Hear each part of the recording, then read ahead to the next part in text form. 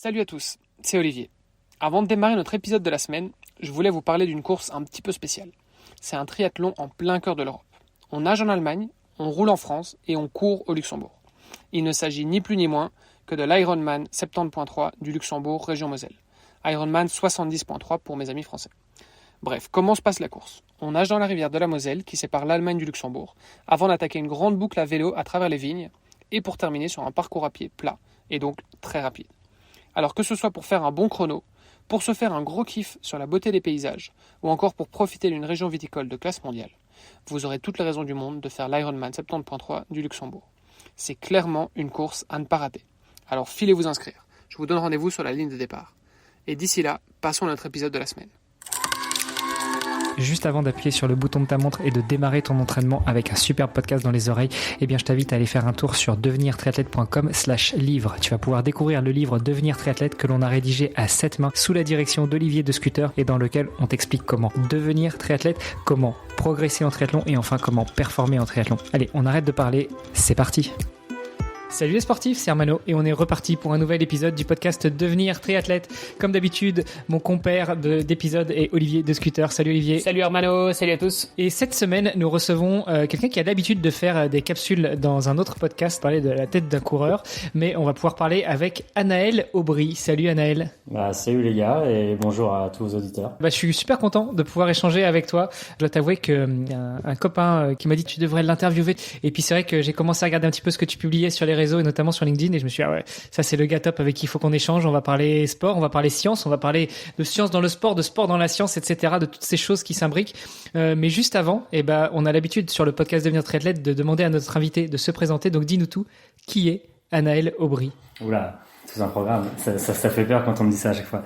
Tu peux y aller, on a 2 heures. Ouais, c'est ça qui me fait peur. Avec moi, ça peut être dangereux.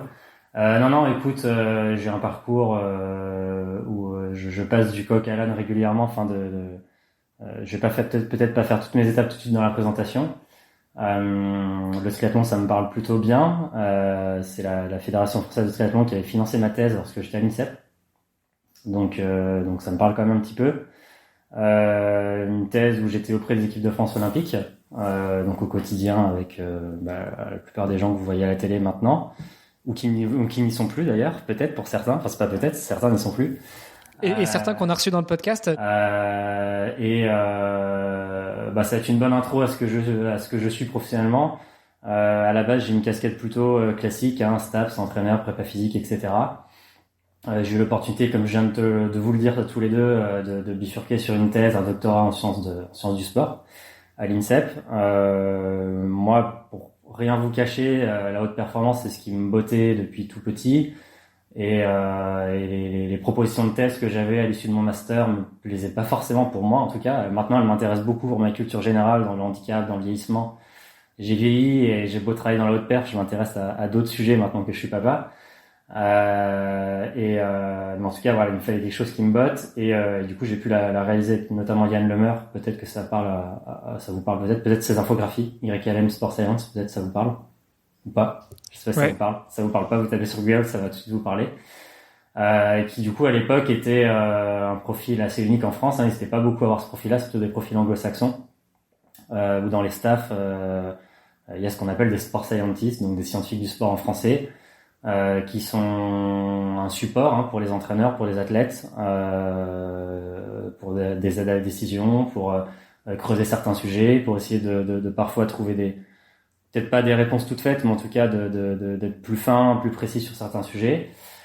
Et donc cette opportunité de thèse à l'époque avec la FF3 pour des questions très simples d'entraîneur, je pense qu'on reviendra dessus, parce qu'on avait prévu de parler de data, mais vous allez voir que souvent c'est déjà de faire le plus basique qui sera le plus important avant de se poser des questions très très précises, très spécifiques, qui était grosso modo la question. Donc là on est à la sortie des Jeux de Londres pour vous situer, donc on fait 4 et 5 chez les hommes, ce qui reste notre meilleur résultat chez les hommes. Donc Jeux de Londres 2012 pour resituer. Ouais, c'est ça, avec Davidos et Laurent Vidal qui font 4 et 5. Léonie a fait l'équivalent chez les femmes depuis, Léonie Perriot.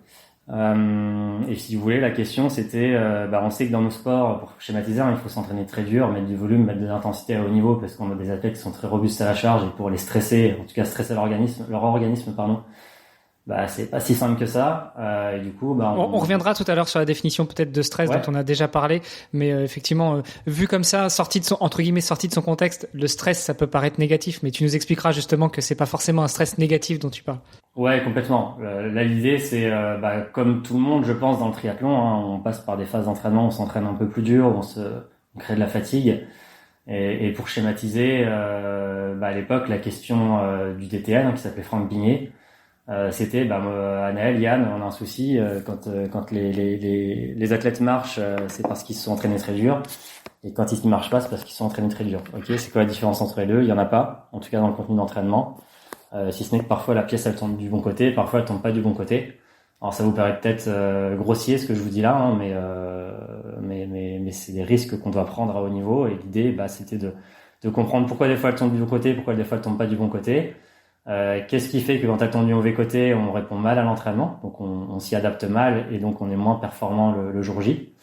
Et puis si on a trouvé le pourquoi du comment les entraîneurs derrière, sans passer au labo de l'INSEP, peuvent avoir des outils, et là on retombe sur de la data qui soit simple, utilisable, compréhensible et qui permettent de pas trop se tromper sur la compréhension du niveau de fatigue de l'athlète pour être plutôt juste dans les contenus. Donc voilà pour ce qui est un peu mon profil, et puis ce que je faisais à l'INSEP à l'époque avec la FF3 est un bon exemple. Maintenant je ne fais plus du tout de recherche en l'occurrence, hein, j'en ai fait pour ma thèse. Maintenant je peux collaborer à des articles scientifiques, mais c'est les autres qui font de la recherche pour moi maintenant, soit à travers de recherches que je peux consulter ou échanger avec des pairs ou des collaborations. Et donc maintenant, je fais principalement l'autre casquette que j'avais à l'INSEP, qui est de les accompagner à l'entraînement, en stage, en compétition, pour essayer justement d'être ce support dont on parlait et d'être au maximum sur le terrain, et pas simplement être un donneur d'ordre qui donne des infos descendantes qui ne seront jamais appliquées, parce que si on met pas d'humain entre les deux, comme dans tout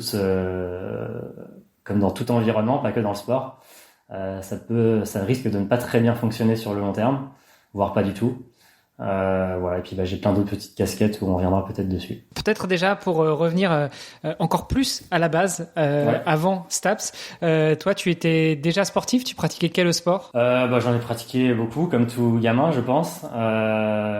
J'étais en sport-études foot quand j'étais au collège, donc pas du tout les sports d'endurance, même si ça reste un sport à dominante aérobie. J'ai bifurqué sur le vélo, on va dire que le haut niveau jeune, je l'ai touché en vélo, on va dire ça comme ça, parce que maintenant que je baigne dans le très haut niveau, j'appellerais pas ça du haut niveau dans mon environnement, face à Monsieur Tout le Monde, oui, où j'ai fait quelques coupes du monde notamment, et grosso modo ça a coïncidé à peu près avec ma thèse. Je suis passé sur du duathlon, parce que j'avais j'étais pas trop mauvais en course à pied dans mes années collège-lycée. Et j'ai toujours adoré courir, donc ça m'a gardé un pied, donc j'étais en D1, je pense que ça parle à vos auditeurs à peu près, donc championnat de France des clubs, où du coup je gardais un petit pied dans une pratique, on va dire de haut niveau, même si c'était clairement plus la priorité et que je faisais peut-être moitié ou tiers de ce que faisaient mes adversaires, et donc je prenais souvent des claques plus que l'inverse. Et puis ensuite, tu vois, plus le temps avançait, plus le temps s'est raccourci, et ensuite que de la course à pied ou du très court, parce que j'adore le défi et que ça me faisait kiffer de me remettre en cause aussi sur ma pratique, alors que mes qualités m'auraient plutôt emmené sur le très long. Et depuis tout pile un an, j'avais complètement coupé depuis 2-3 ans d'autres priorités, notamment à la maison. Moi, j'étais pas sédentaire, hein, mais en tout cas, je pratiquais plus pour mettre un dossard. Et on m'a demandé de remettre un dossard aux interclubs d'athlètes. Ils m'ont semé une graine, et il y a quelques semaines, j'étais au France de cross pour mon petit plaisir perso. Donc, je pratique toujours un petit peu, même si du coup, le triathlon n'est plus ma pratique perso. Mais j'ai remis un pied dans le triathlon, dans l'entraînement depuis quelques mois. Peut-être qu'on viendra dessus. En du haut niveau, je veux dire. Tu parlais du duathlon, tu disais que tu prenais des claques un petit peu, mais l'intérêt aussi de ce championnat des clubs, que ce soit en D1 de triathlon ou en D1 de duathlon, c'est aussi que il faut faire venir des gars pour pouvoir gagner en équipe. Et donc peut-être que tu passes pas la ligne premier ou deuxième ou troisième, enfin peut-être que tu fais pas un podium en individuel, mais ta participation et ta place comptent quand même dans l'équipe. Ouais, et moi j'ai toujours un esprit très collectif. Et d'ailleurs, l'exemple que tu donnes est très bon, c'est que mes meilleurs perfs tous les ans, c'était la Coupe de France des clubs en fin de saison. Je pense que ça vous parle. où je faisais des chronos que j'arrivais jamais à faire en individuel, alors que je me faisais pas pousser par les copains.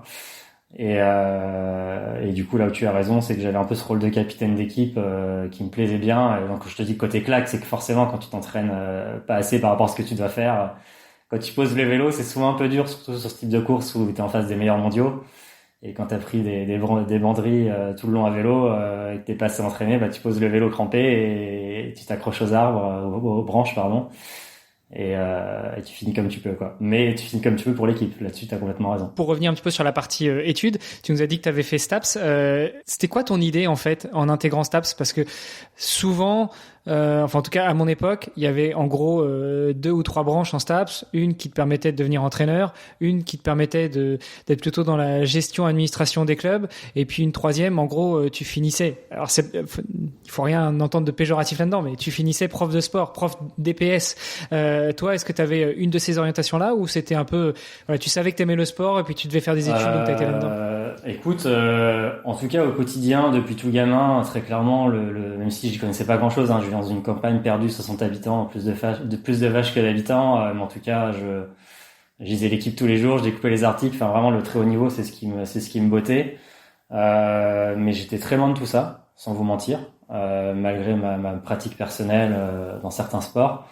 Et alors, je sais pas quel âge j'ai par rapport à toi, Hermano, mais en tout cas, moi, à mon époque, en tout cas là où je vivais, on croirait que je parle du tiers-monde, mais dans la petite campagne lorraine, déjà on n'avait pas cette ouverture de tous ces métiers qu'il y a dans le sport, et c'était assez nouveau en STAPS. En gros, c'était un peu, tu peux devenir prof de PS ou prof de PS quand moi j'étais au lycée. Et j'étais à une époque où en plus c'était hyper fermé, c'était du style au concours du CAPEPS t'auras 400 personnes pour 6000 qui vont le passer, qui l'auront, les 400 qui l'auront, sachant que les 6000 qui vont le passer sont déjà parmi les meilleurs stapsiens au bout de 5 ans, donc on t'entend dire que si t'es pas dans les meilleurs de ton lycée, ça va être compliqué, sachant qu'en STAPS pour faire du filtre, c'est, contrairement à ce que les gens pensent, hein, pour devenir prof de PS, c'est un des concours les plus durs de France. On a toujours cette image du prof de PS, ouais, c'est cool, il encadre des gamins, il met 3 plots, mais c'est un concours qui est très difficile. Alors qui est rendu plus ou moins difficile suivant les places, suivant les années, évidemment. Mais pour te donner un ordre d'idée, moi en L1, on était 500 le premier jour, et en L2, on était 30, 35, 38, je sais plus.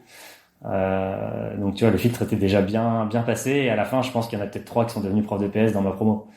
Bref, non, et ensuite ça s'est fait, je pense comme beaucoup de jeunes, hein, j'étais passionné de sport, j'espérais travailler dans le haut niveau, mais j'y connaissais pas grand-chose, et c'est des rencontres qui m'ont réorienté. Moi, STAPS au début c'était très compliqué, sans vous mentir, et si ça peut aider certains de vos auditeurs, j'ai failli jamais avoir ma première année. Mes pires notes c'était en physiologie et en anatomie, donc tu dis le mec est devenu docteur en sciences du sport et plus spécifiquement en physiologie de l'effort, donc on pourrait se dire c'est un peu ambivalent cette histoire. De mémoire en L1 j'ai eu 4 en physio, cours donnés par une prof de médecine, c'était hyper théorique, rien en rapport directement avec la pratique, on va dire physique pure. Et puis à partir de la L2 on se spécialise un peu. Moi j'avais tenté la branche entraînement parce que c'est ce qui me bottait, et puis bizarrement les 4 devenaient des 19, des 20, alors que les contenus étaient pas forcément plus faciles, mais avec des profs qui mettaient ça en rapport avec du saut en longueur, de la course à pied ou je ne sais quel sport. Du coup, pour te finir l'histoire, Hermano, et du coup Olivier, voilà, à la fois des rencontres et à la fois en tout cas pour ce qui me concerne, j'ai besoin d'être passionné pour m'investir et réussir, hein. Je sais que tout le monde n'est pas comme ça, et c'est ce qui m'a permis comme je l'ai dit, j'ai failli jamais avoir ma L1 que j'ai passé en 2 ans. Donc pendant que j'étais en L2, je repassais ma L1 parce que j'avais validé un semestre, enfin bref, les principes de la fac française. Et au final, j'ai fini major de promo, licence, master, ce qui m'a ouvert certaines portes ensuite. Même si je suis pas rentré à l'INSEP que grâce à ça, mais en tout cas, si je l'avais pas été, j'aurais pas pu ne serait-ce que candidater. Donc voilà, si vous avez des auditeurs qui sont passionnés de ce dont on va parler aujourd'hui, ça fait un peu cliché ce que je vais dire, mais croyez en vos rêves, bossez. Investissez-vous, créez-vous des stages, créez-vous des opportunités, et je pense que c'est des questions que vous allez me poser après, mais autant moi à mon époque j'ai eu cette opportunité presque pas par hasard, mais en tout cas c'est l'opportunité d'une vie pour moi avec Yann, Mais c'est des métiers qui sont de plus en plus communs, ne serait-ce qu'à la FF3, hein, où il y a de plus en plus de gens qui ont une casquette scientifique plus ou moins, ne serait-ce même chez leur cadre, hein, pas forcément que des gens qui font une thèse. Et donc voilà, il y a de plus en plus d'opportunités, donc il faut bosser et ça peut le faire. J'ai pas mal de questions par rapport à tout ce que t'as dit là maintenant, mais ça tombe bien, on a on a le temps, on va approfondir. Pour revenir peut-être justement sur les études, t'en parlais là maintenant. Ça ressemble à quoi? Donc tu parles des études de STAPS, c'est des études supérieures d'éducation physique pour ceux qui connaîtraient pas, même si on a déjà parlé un petit peu sur le podcast. Ça ressemble à quoi en fait, éducation physique? Le cursus, t'as quoi comme type de cours? C'est vieux pour moi maintenant. Et ça n'a pas trop évolué c'est pas péjoratif ce que je dis, hein, pour avoir des stagiaires régulièrement ou des collègues que je fais intervenir dans ma formation par exemple, qui sont en STAPS. Écoute, c'est très général en première année et de moins en moins général suivant ce que tu choisis, parce que du coup, pour répondre à la question d'Hermano tout à l'heure, il y a énormément d'opportunités dans différentes branches du sport maintenant.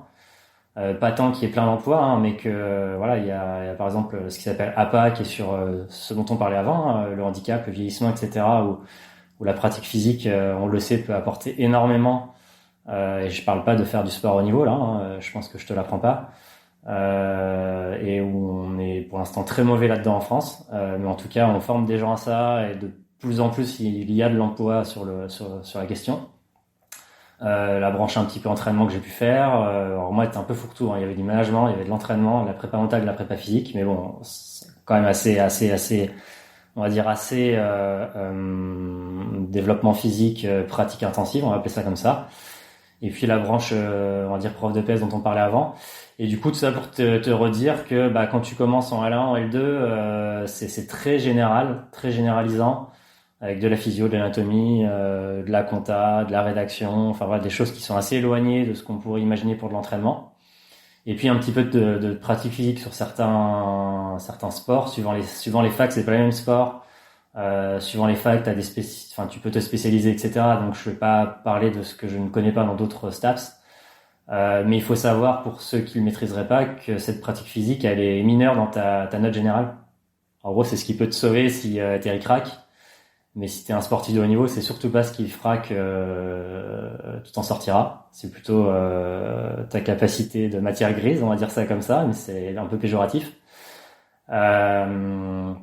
Et puis, comme je te l'ai dit, moi, quand je suis parti plus sur de l'entraînement, là, l'anatomie, la physio ont été beaucoup plus spécifiques à l'entraînement, hein. Donc, pour prendre un sujet très très basique qui parlera à tout le monde, ce côté filière énergétique, là, on est passé on fait de la physio pure et dure à concrètement à l'entraînement, qu'est-ce que ça peut nous apporter, de la planification, etc., etc. Et puis, comme le disait Hermano, la majorité des gens qui sortent de STAPS ne travailleront pas dans du haut niveau. Et encore une fois, c'est pas une tare, bien au contraire. Oui, la majorité, ils sont profs de PS, quoi. Non, je dirais pas que c'est une majorité maintenant.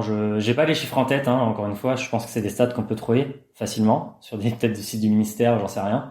Non, j'allais te dire que dans ma branche entraînement, ils vont plutôt finir dans des clubs, dans des associations, dans un petit peu de privé à côté, enfin d'autres entreprises, etc.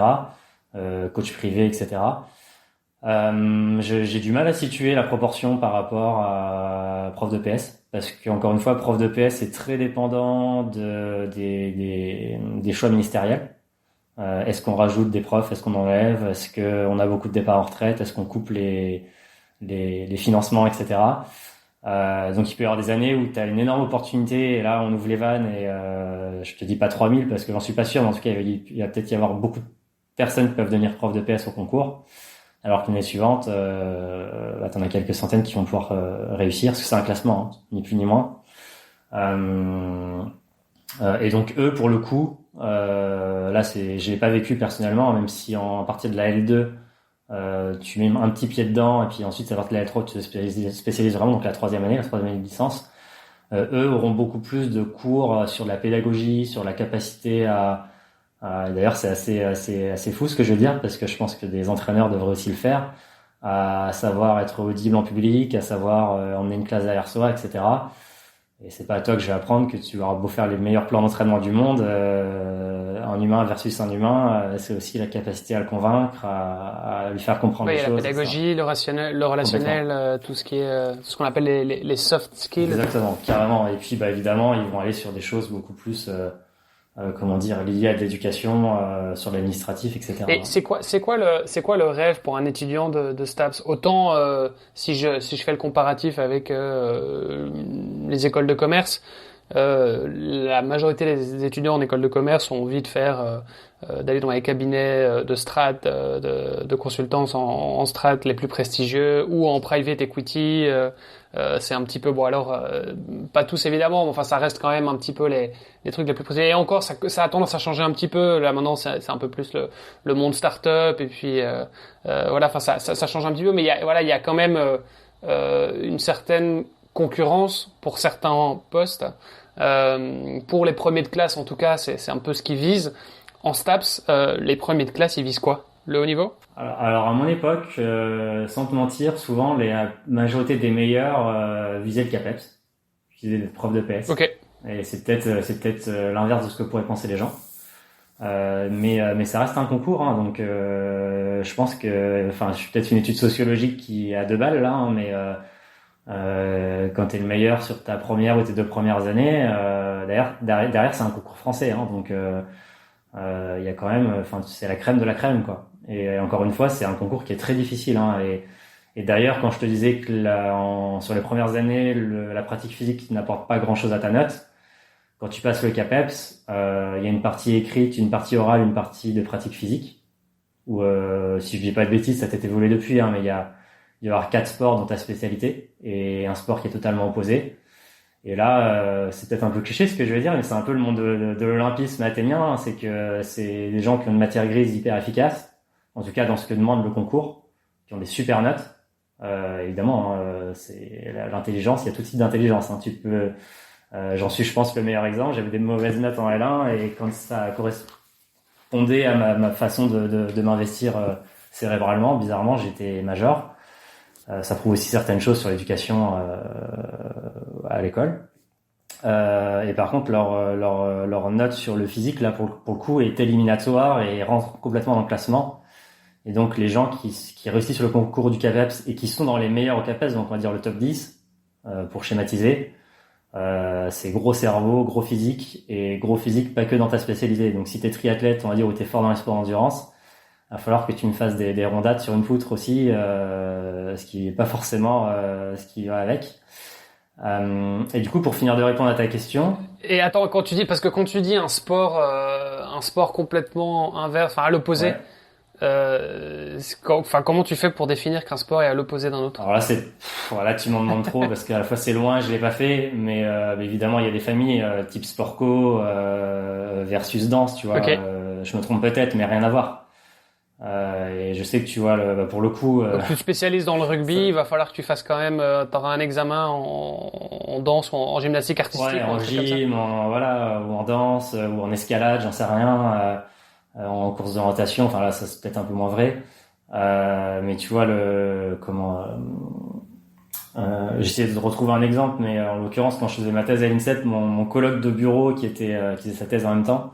Et là, d'ailleurs, ça va peut-être prouver quelque chose à ce que je te dis avant, hein, je casse un peu l'image des profs de PS, mais mes 2 directeurs de thèse qui sont c'est top 10 mondial, hein, dans notre milieu, et mon collègue de thèse qui était vraiment brillant, les 3 ont été majors au CAPEPS.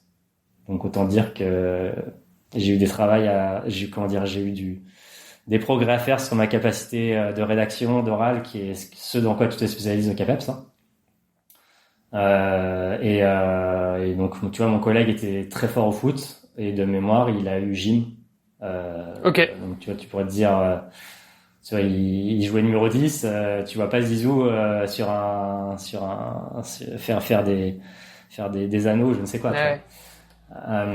Et du coup, pour finir de répondre à ta question, je pense que c'est un petit peu différent maintenant, en tout cas à l'entrée en STAPS. Même si la majorité des gens qui rentrent en STAPS, je vais pas te mentir, ils rentrent en STAPS parce qu'ils aiment le sport et qu'ils savent pas quoi faire. Peut-être que c'est moins vrai avec comment ça s'appelle, le Parcoursup, où comme du coup STAPS demande d'être très fort sur la matière scientifique, je sais que c'est très limitant pour certaines personnes. ce qui est peut-être aussi, d'un côté, ça peut-être éviter ce côté un peu fluide dont je te parlais tout à l'heure. D'un autre côté, me concernant, j'ai fait un bac ES, donc ça n'existe plus, hein, donc économique et social. Je crois que ça n'existe plus sous ce nom-là. J'avais des notes où je me contentais du minimum pour pouvoir m'investir dans ma pratique du vélo. Et j'avais ma prof principale et mon prof de PS qui sont ceux qui m'ont poussé à faire STAPS, alors que tous les autres profs me disaient ne va pas en STAPS parce que justement t'y arriveras pas. T'es nul en maths, t'es nul en SVT, c'est très scientifique, tu vas pas t'en sortir. Et en fait les deux autres qui pour le coup me connaissaient dans mon investissement plutôt dans le sport de haut niveau et dans les matières qui me plaisent, parce que c'était déjà le problème, hein, au lycée. Les matières qui me plaisaient, j'avais 18, 19, 20. Celles qui me plaisaient pas, je m'en fous. Mais c'est ça. C'est pas que t'étais bête. C'est que t'étais pas forcément motivé pour certaines matières, quoi. Complètement. Et puis le système scolaire m'y poussait pas forcément. En tant que je passais à l'année suivante, ça m'allait très bien. Et même si je me faisais engueuler par ma mère, j'étais un jeune con, mais on est d'accord. J'ai fait un peu pareil. Et à l'inverse, tu vois, quand j'ai trouvé ma voie, bizarrement, les matières scientifiques m'ont beaucoup intéressé. Et j'ai l'impression de me mettre énormément en avant, mais en tout cas j'étais dans les meilleurs de ma classe, voire le meilleur vu que j'étais major.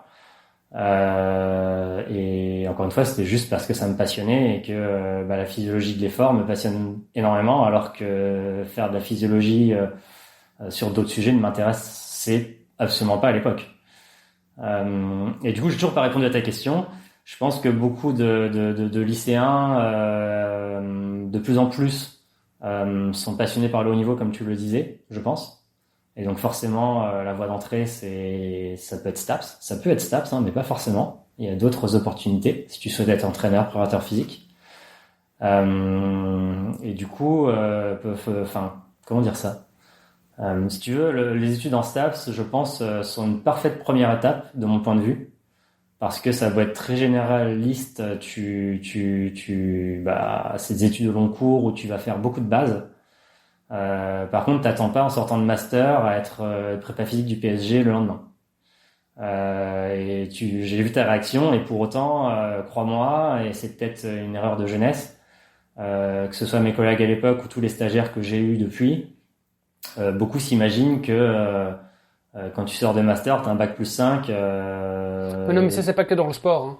Ok, bon, très bien. Ça me rassure. Non, mais parce que, et d'autant plus, alors après, bon, est-ce que c'est un truc de vieux, tu vois, je sais pas, peut-être qu'on se fait vieux, tu vois, mais, j'ai l'impression que de plus en plus, bon, voilà, est-ce que c'est peut-être que les générations précédentes disaient la même chose de nous, mais que les jeunes, effectivement, aujourd'hui, sortent de l'UNIF, et parce qu'ils ont accès aussi à beaucoup plus d'informations, tu vois, qu'avant, via les réseaux sociaux et autres. Et donc ils ont l'impression que en fait oui, je vais tout de suite arriver à des postes de dingue, des salaires incroyables, des responsabilités, enfin tu vois, alors que non, en fait quand tu sors de l'UNIF, tu sais pas encore faire grand chose et donc tu vas commencer en bas de l'échelle et voilà, et c'est comme ça. Et en fait oui, on s'en fout des études que t'as faites, au final va falloir que tu commences en bas de l'échelle et que tu fasses tes preuves, quoi. Ouais, complètement, c'est ça. Et dans un milieu comme le sport de haut niveau, on va dire, où j'allais te dire, on n'a pas le droit à l'erreur, entre guillemets, même si des erreurs, on en fait tous les jours, hein, je vais pas te mentir. Ce qui compte, c'est de s'en rendre compte, les analyser, d'essayer de les corriger. Mais en tout cas, à partir du moment où tu commences à mettre un petit pied dans de la perf, sans être à très haut niveau directement, hein, ça peut être chez les jeunes, etc. Ça demande, d'être très humble, d'être très, très travailleur, d'écouter avant de parler et de savoir se nourrir des vieux, comme tu le disais, qui n'ont peut-être pas fait des études, mais qui ont beaucoup de bagages. Ouais, puis là, c'est quand même aussi un domaine, enfin, ouais, ce sera peut-être un peu le cas partout, mais j'ai l'impression, en tout cas, que dans le sport, souvent, t'as un peu le coach, qui a 40 ans de carrière, et en fait, qui va pouvoir, de manière très intuitive, en fait, il en a vu. Je pense que il en a vu des athlètes, il en a vu passer, il a vu les tendances, il a vu ce qui marchait, il a vu ce qui marchait pas, etc. Et qui sont peut-être parfois un petit peu moins comme toi, tu vois, aussi scientifiques dans leur approche, mais voilà, qui ont une approche très empirique, qui se disent, bah voilà, écoute, moi, des petits jeunes comme toi, j'en ai vu passer, donc c'est comme ça que ça va se passer et pas autrement. Et je veux absolument répondre quelque chose à ce que tu dis, qui est très important à mes yeux. Je vais te dire, j'ai plusieurs choses qui me viennent en tête.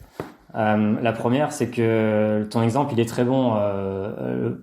De mon point de vue, j'en parle dans quasiment tous les podcasts où je suis invité de lui. L'un, si ce n'est le meilleur entraîneur que j'ai croisé pendant ma carrière, on a collaboré pendant plusieurs années, c'est Philippe Lucas. Et souvent, quand je dis ça, les gens rigolent d'un coup parce qu'ils ont l'image de Philippe, l'intérieur sport, etc. Certes, Philippe est un entraîneur qui peut être dur, etc. Ça, il n'y a pas de souci. Alors que en réalité, c'est l'un des entraîneurs les plus bienveillants et humains que j'ai pu croiser. Et ça, c'est un autre sujet encore, quoique. Mais en tout cas, ce qui est sûr, c'est que Philippe, il a aucun diplôme classique, on va dire. Il s'est fait sur le tas, qu'il a fait plein d'erreurs dans sa jeunesse. Ça, il s'en cacherait pas, il le prendrait pas mal que je le dise, je pense. Par contre, il a pris le temps d'analyser, d'essayer, de tester, de réorienter, etc. Et puis, là où tu as raison, c'est que pour le coup, là, les 40 ans de carrière, ils sont vrais.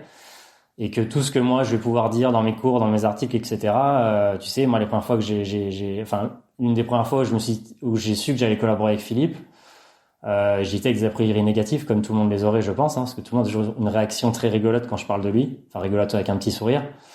Et puis, tout doucement, déjà t'observes avant de dire ça. Tu vas pas arriver et lui dire, écoute, j'ai vu que t'entraînais comme un gros bourrin.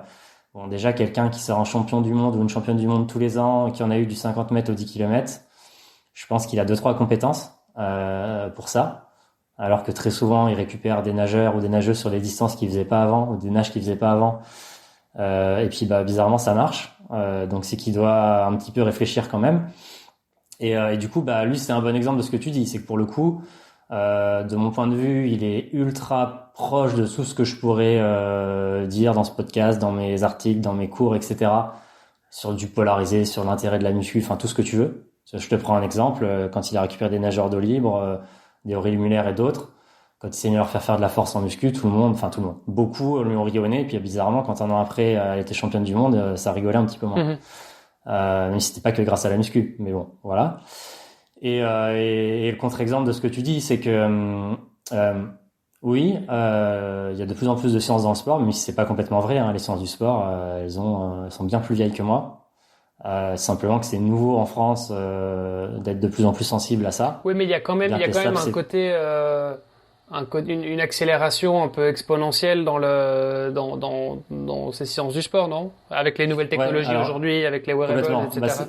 Je voulais dire deux choses sur ce sujet. C'est ça que je voulais te dire, c'est qu'en fait, l'erreur souvent, de mon point de vue, et je pense encore une fois pas trop me tromper sur la question de jeunes universitaires, de jeunes professionnels qui sortent de l'université.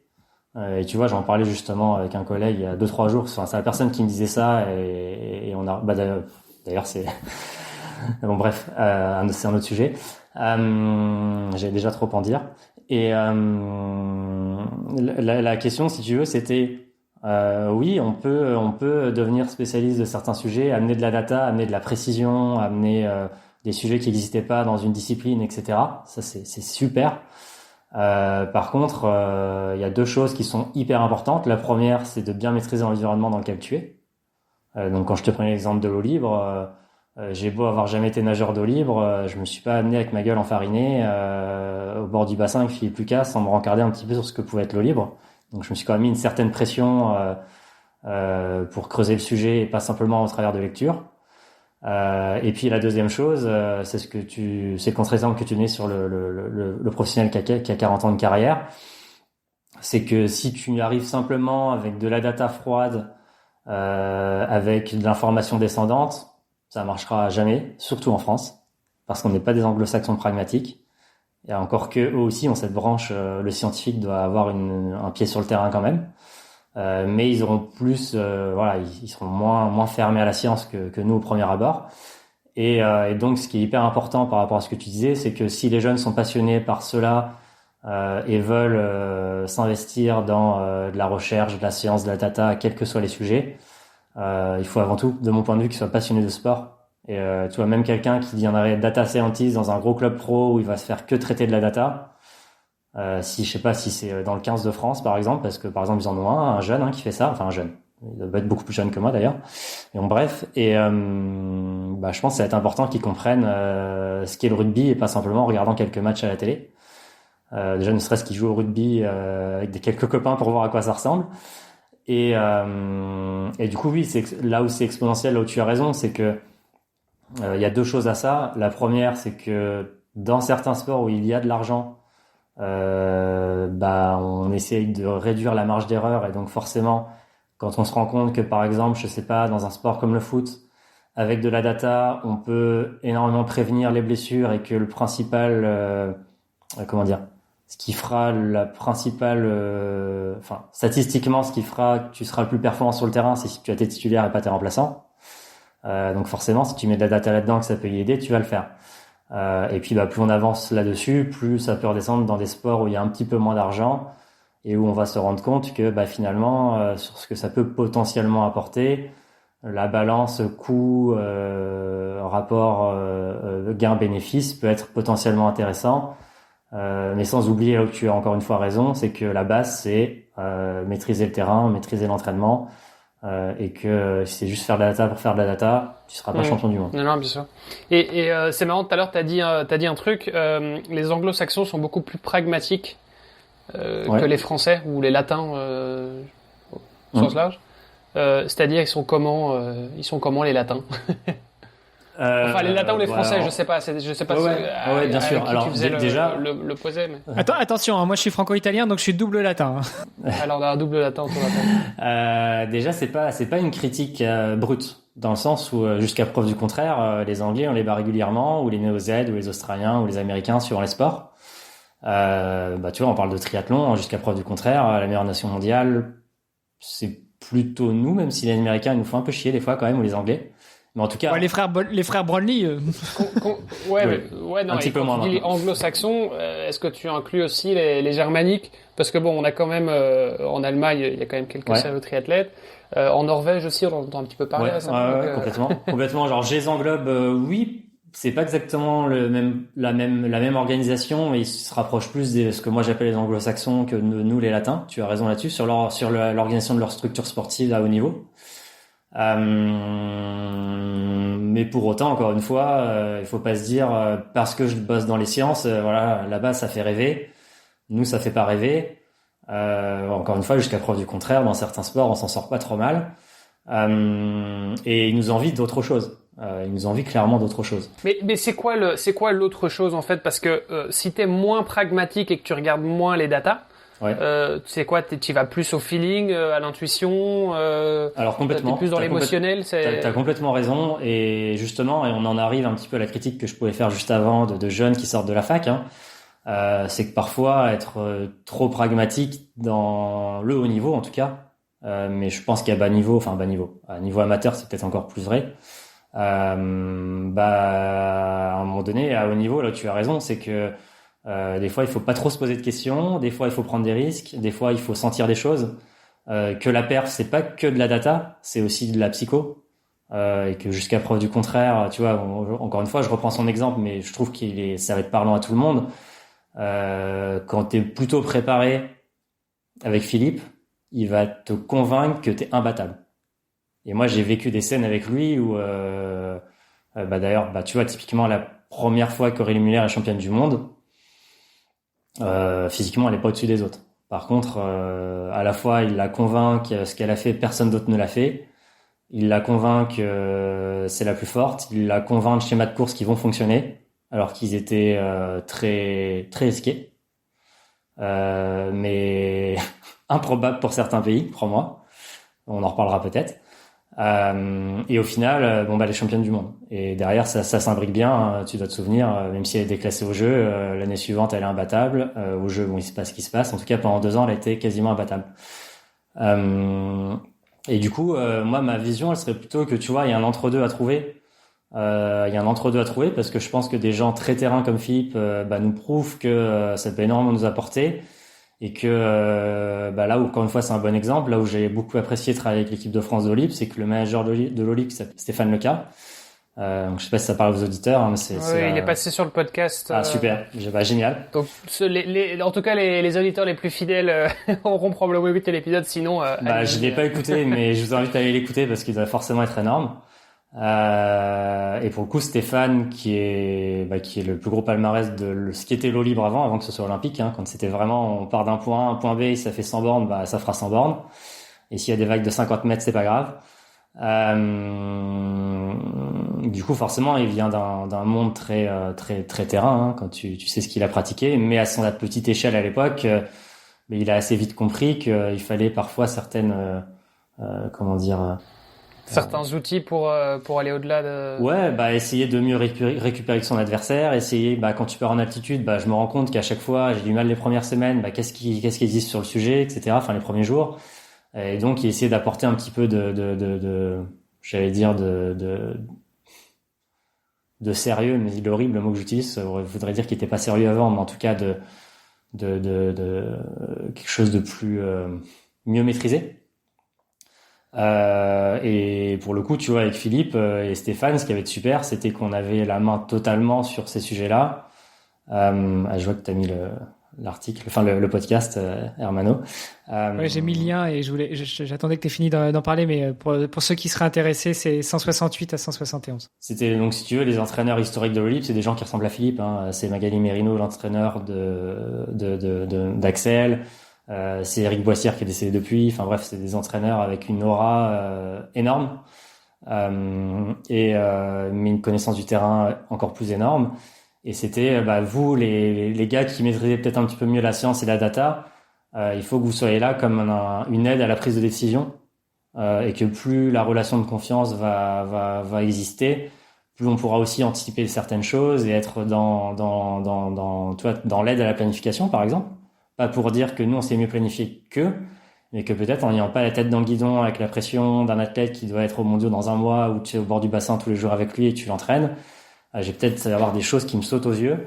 On va échanger et puis deux cerveaux, peut-être qu'on trouvera des choses qu'on n'aurait pas trouvées à un seul sous la pression du résultat et du quotidien. Et pourquoi on les met en opposition, le côté pragmatique, orienté data et on va dire avancée scientifique, avec la partie justement un peu plus émotionnelle et expérience terrain et plus empirique?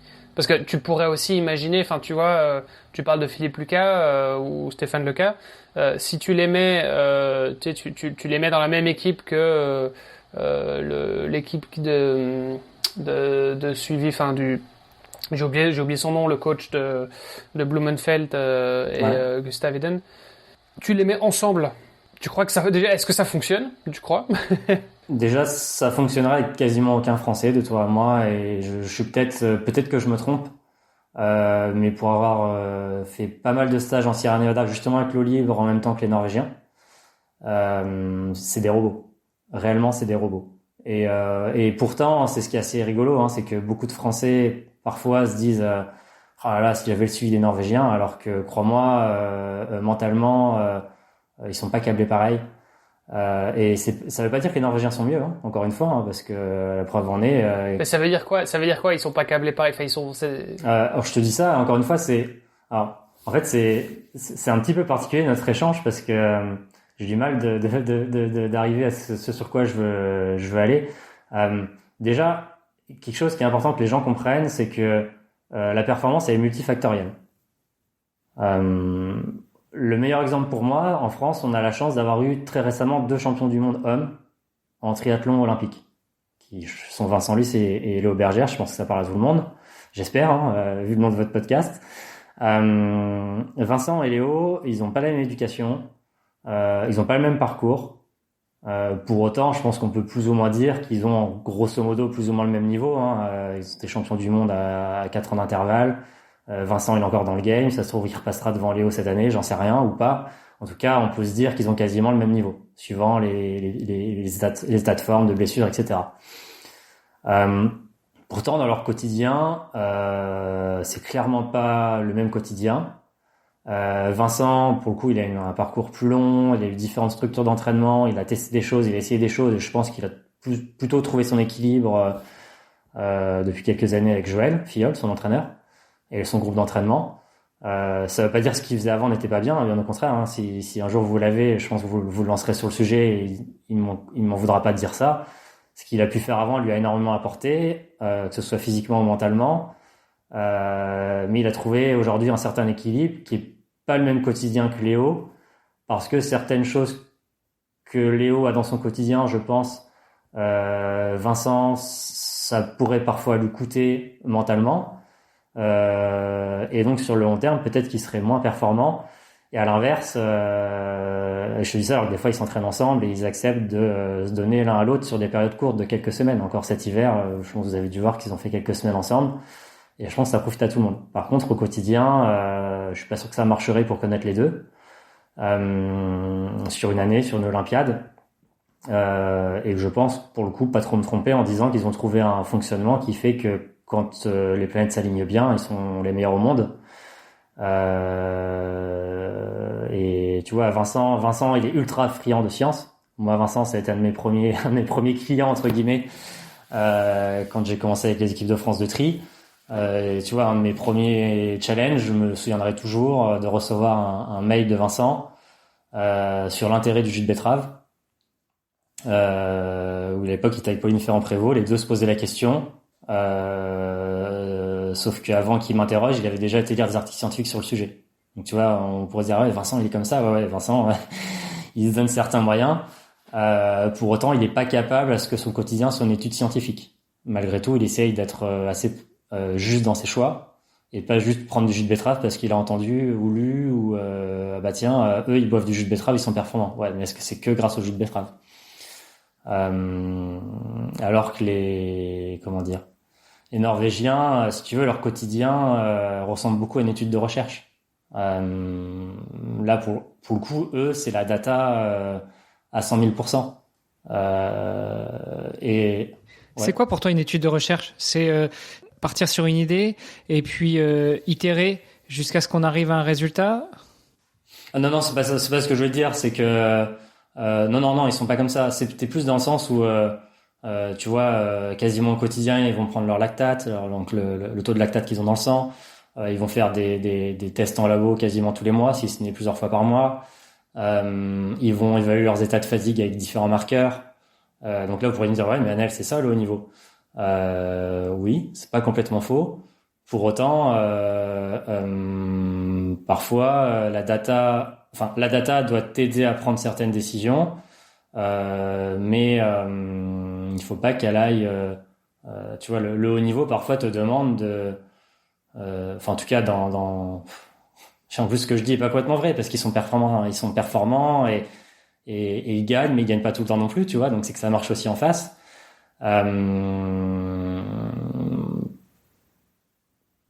Encore une fois, je pense que c'est ce qu'il faut comprendre dans ce très haut niveau, c'est être en capacité de comprendre ce qu'on met en place, être en capacité de faire des choix qui semblent être les plus fins par rapport au public qu'on a en face de nous, au parcours des gens qu'on a en face de nous, et puis de mettre en place une espèce de recette où on va tous mettre du poivre, tous mettre du sel, tous mettre du curcuma, du gingembre ou ce que tu veux, mais que par contre, certains mentalement, tu vois, il y a des athlètes, quand tu vas commencer à analyser les années, les semaines, les mois que tu as passé avec eux, tu vas te rendre compte que s'ils n'ont pas leur jour off régulièrement pour totalement couper du triathlon, sur une Olympiade, ils tiennent pas. Alors que tu pourrais me répondre, Manel, on fait du triathlon, la base aérobie c'est important, ça va faire trop de jours off à la fin d'une saison. Ouais, mais si tu les perds au bout de 3 mois, est-ce que réellement c'était un bon choix? Au final, une journée de pause dans la semaine, ça fait que 52 journées de pause dans une année. Donc ça veut dire qu'au lieu d'avoir 365 jours d'entraînement, t'en as 317, ce qui est quand même pas trop mal. Alors ok, on parle du haut niveau, mais justement. Ouais, mais ce qui est vrai, mais à l'inverse, tu te rends compte que pour certains, ça répond bien physiologiquement comme psychologiquement, et pourquoi s'en passer du coup, tu vois. Et du coup, à la fois, il faut avoir le nez fin pour ressentir ça sur le terrain, mais aussi si tu peux avoir des datas. Tu vois, l'exemple d'Axel est un bon exemple.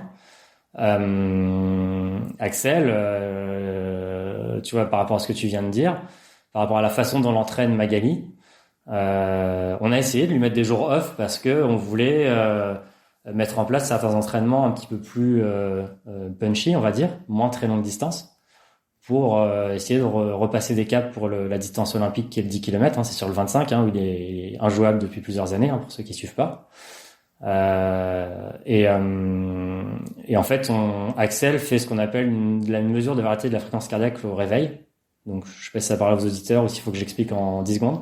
Si, alors on en a déjà parlé un petit peu sur le podcast, mais je pense que ça vaut la peine effectivement de revenir sur la base. En 10 secondes, en gros, notre système, il est géré par notre corps, hein, dans sa globalité, est géré par notre système nerveux autonome, qui va tout gérer, hein, votre digestion, la capacité à nous écouter aujourd'hui, etc., etc. Et pour le sport, pour faire simpliste, on a une pédale d'accélérateur et un frein à main, qui sont le système sympathique et le système parasympathique. Ce qu'il faut comprendre là-dessus par rapport à ce que je vous disais, c'est que ces deux systèmes, on est capable indirectement d'évaluer leur niveau d'activation et donc indirectement nos niveaux d'énergie, nos niveaux de récupération, etc., etc. Je dis indirectement parce que pour le faire directement, il faudrait planter une petite aiguille dans votre cœur et en France, ça c'est pas trop possible. En Australie, c'est possible. Pour reprendre le côté pragmatique dont on parlait avant, dans les études de recherche, hein, où en Australie, si on te dit ça peut nous aider dans la recherche, t'y vas. Alors qu'en France, ça veut dire quoi? Tu mets une aiguille dans le cœur? Non, c'est pas. Comment? C'est un petit peu. Là, c'est un petit peu. On va pas aller aussi loin, mais tu vas avoir des cardiologues qui sont spécialisés là-dedans. Il y a rien de dangereux, même si c'est invasif. Et donc, tu vas être. L'analyse sera directe. Alors que le HRV, donc la variété de la fréquence cardiaque, le HRV c'est de l'anglais. En fait, on va mesurer plusieurs choses, notamment le temps qui est entre chacun de vos battements cardiaques, parce que votre cœur ne bat pas de façon régulière. Merci, je cherchais le mot, je suis fatigué. Il bat de façon aléatoire, donc typiquement pour 60 battements minutes, c'est pas un battement par seconde, et que je dis de façon indirecte parce que suivant ce côté aléatoire et en fait pourquoi HRV? Quand vous allez chez le cardiologue, vous avez cette fameuse courbe avec un bel arrondi, un espèce de triangle ensuite. Prenez chaque point, c'est QPRS et le R, c'est le grand pic que vous avez en haut. Et donc, c'est ce R, c'est le nombre de battements par minute. Le nombre de R et le nombre de battements que vous avez par minute quand vous avez votre cardio à l'entraînement. Et donc, cette VFC, ce HRV, VFC en français, va du coup nous permettre d'estimer indirectement comment vont vos systèmes nerveux, et il n'y a rien de négatif dans le côté vont, hein, mais est-ce que j'ai besoin de récupérer un peu plus, est-ce que j'ai besoin de faire un petit peu de sprint, est-ce que j'ai besoin d'aller plutôt sur du longue distance, etc. à l'entraînement. Et peut-être ça explique aussi certaines choses sur le profil d'Axel, et on s'est rendu compte que il y avait rien de plus mauvais pour enchaîner les semaines d'entraînement pour lui, pour te répondre Hermano, à faire une journée où il ne fait rien du tout. Et donc lui cette journée de repos, c'est une petite séance de 2000 facile dans l'eau, hein, ce qui représente rien pour lui, hein. Peut-être que les gens se disent 2000 mètres dans l'eau, mais c'est déjà beaucoup. Non, il nage 20 bornes tous les jours, donc c'est pas grand chose. 2 fois 10 bornes. Et à l'inverse, tu vois, la personne avec qui on traite ça, qui s'appelle Robin Plat, que vous aurez peut-être un jour dans votre podcast, on le faisait à l'autre extrême avec Florent Manodou, je pense que ça parle aussi à tout le monde, qui est sur du coup l'autre extrême en termes de distance. Et lui, très clairement, à l'inverse, on s'est clairement rendu compte que ces journées de repos, elles avaient un réel intérêt pour rebooster son système nerveux, notamment pour recharger certaines hormones, pour être hyper efficace sur des entraînements très violents, hein, qui vont à l'opposé de ce qu'on fait en triathlon, mais dont il a besoin pour progresser sur le long terme sur 50 mètres. Et ce qu'il y a d'assez fou, même si du coup on est un petit peu parti loin de la question de départ, c'est que les deux, ils répondent un petit peu à l'opposé de ce qu'on t'apprend sur des cours classiques sur le HRV, où s'il se passe ça, c'est ça, s'il se passe ça, c'est ça. Et donc, pour prendre du recul là-dessus, en tout cas notre façon de faire avec Robin sur ce type de mesure, c'est d'accepter que pendant plusieurs semaines, on prend pas de décision et on dit rien aux entraîneurs, on mesure, on observe et on note le plus de choses possibles. Sur de l'entraînement, sur du sommeil, sur la nutrition, etc. Et si des tendances ressortent, là on va essayer de voir si elles sont toujours associées à des choses semblables. Et en l'occurrence, on n'a pas dit Axel met un jour de repos, il se passe ça. On a échangé sur le sujet au bout de X tests de jours de repos pour voir ce qui se passait. Et à l'inverse de X jours où il mettait un petit peu moins de repos. Et cet aspect intuition dont tu parles, Ouais. est-ce que c'est pas quelque chose qui va pouvoir s'expliquer un jour? C'est-à-dire que, la science évolue et donc en fait il y a plein de choses qui, dans le passé, on disait bah oui, bah ça c'est que de l'intuition, on sait pas l'expliquer pourquoi, et en fait aujourd'hui, bah si, on parvient à expliquer certaines choses. La variabilité cardiaque en est une, hein. Je veux dire, il y a une époque, ça existait pas. Enfin, en tout cas, on connaissait pas et on savait pas mesurer. Mais ça existe depuis longtemps, mais on s'en servait pas dans le sport. Oui, c'est ça. Mais donc du coup, ça veut dire qu'on l'utilisait pas et donc en fait, on n'était pas vraiment capable d'objectiver l'état de fatigue, ce qui aujourd'hui est faisable, même si encore une fois, ça a ses limites et il faut le prendre avec des pincettes. Est-ce que tu penses qu'on arrivera à un moment à se dire, en fait, oui, on pourra tout expliquer et dire que telle personne, et même les différences entre un athlète et un autre. Ouais, c'est-à-dire, alors voilà, il y a peut-être différents types d'athlètes en fonction de la discipline, en fonction complètement. tu vois, je sais pas, une capacité aussi à encaisser le stress, que ce soit au niveau mental, au niveau physique, au niveau musculo-squelettique, au niveau, enfin tu vois, est-ce que tu penses qu'on parviendra un jour à tout expliquer justement? Alors, j'ai plusieurs réponses à te donner à tout ce que tu viens de dire, donc j'essaie de me souvenir de tout ce que je veux te dire. Pourtant, d'habitude, c'est moi qui pose plein de questions en même temps. Là, Olivier, c'était ton tour. Il y a qu'une question, C'est pour ça qu'il t'a coupé, Hermano, parce qu'il avait peur qu'on fasse 4 heures. Et non, déjà la première chose pour moi où il faut vraiment être humble sur le sujet, c'est que quels que soient les quelques data dont on a parlé depuis tout à l'heure, hein, tout doucement on arrive à certains sujets qui sont de la data. Et déjà le simple fait de noter quelque chose sur une feuille, si t'es entraîneur, c'est de la data. Hein. Parce que si tu prends le temps de remettre le nez dedans quelques semaines après, le fait de noter les choses va peut-être te permettre de prendre du recul sur des choses qui ont fonctionné ou qui n'ont pas fonctionné. Donc déjà la meilleure data, c'est pas de faire des choses très complexes, c'est déjà de pas juste, c'est d'avoir un petit journal de. Voilà, c'est ne serait-ce que retenir ce qu'on fait. Ouais. Philippe, c'est le contre-exemple, il note rien, tout est dans sa tête, mais en tout cas, il s'en souvient. Certains ont cette capacité, moi je l'ai pas, à tout retenir. Bref. Et tu vois, quand Hermano me disait tout à l'heure, on parlera un petit peu de ces sujets, de ta thèse, etc. On a trouvé des trucs hyper intéressants qui viennent expliquer pourquoi on est trop fatigué, c'est pas assez fatigué. On va y arriver. Ouais. Voilà, etc. Mais tout ça pour te dire que deux choses. La première, c'est que toutes les datas dont on parle là, si tu prends le temps de les analyser et de les comprendre, elles viennent te conforter, te confirmer quelque chose que tu as en face des yeux. Mais encore une fois, là où tu as raison, Olivier, par rapport à ce que tu disais tout à l'heure, c'est que tu sors de STAPS, t'es pas capable d'analyser tout ça tout de suite de but en blanc.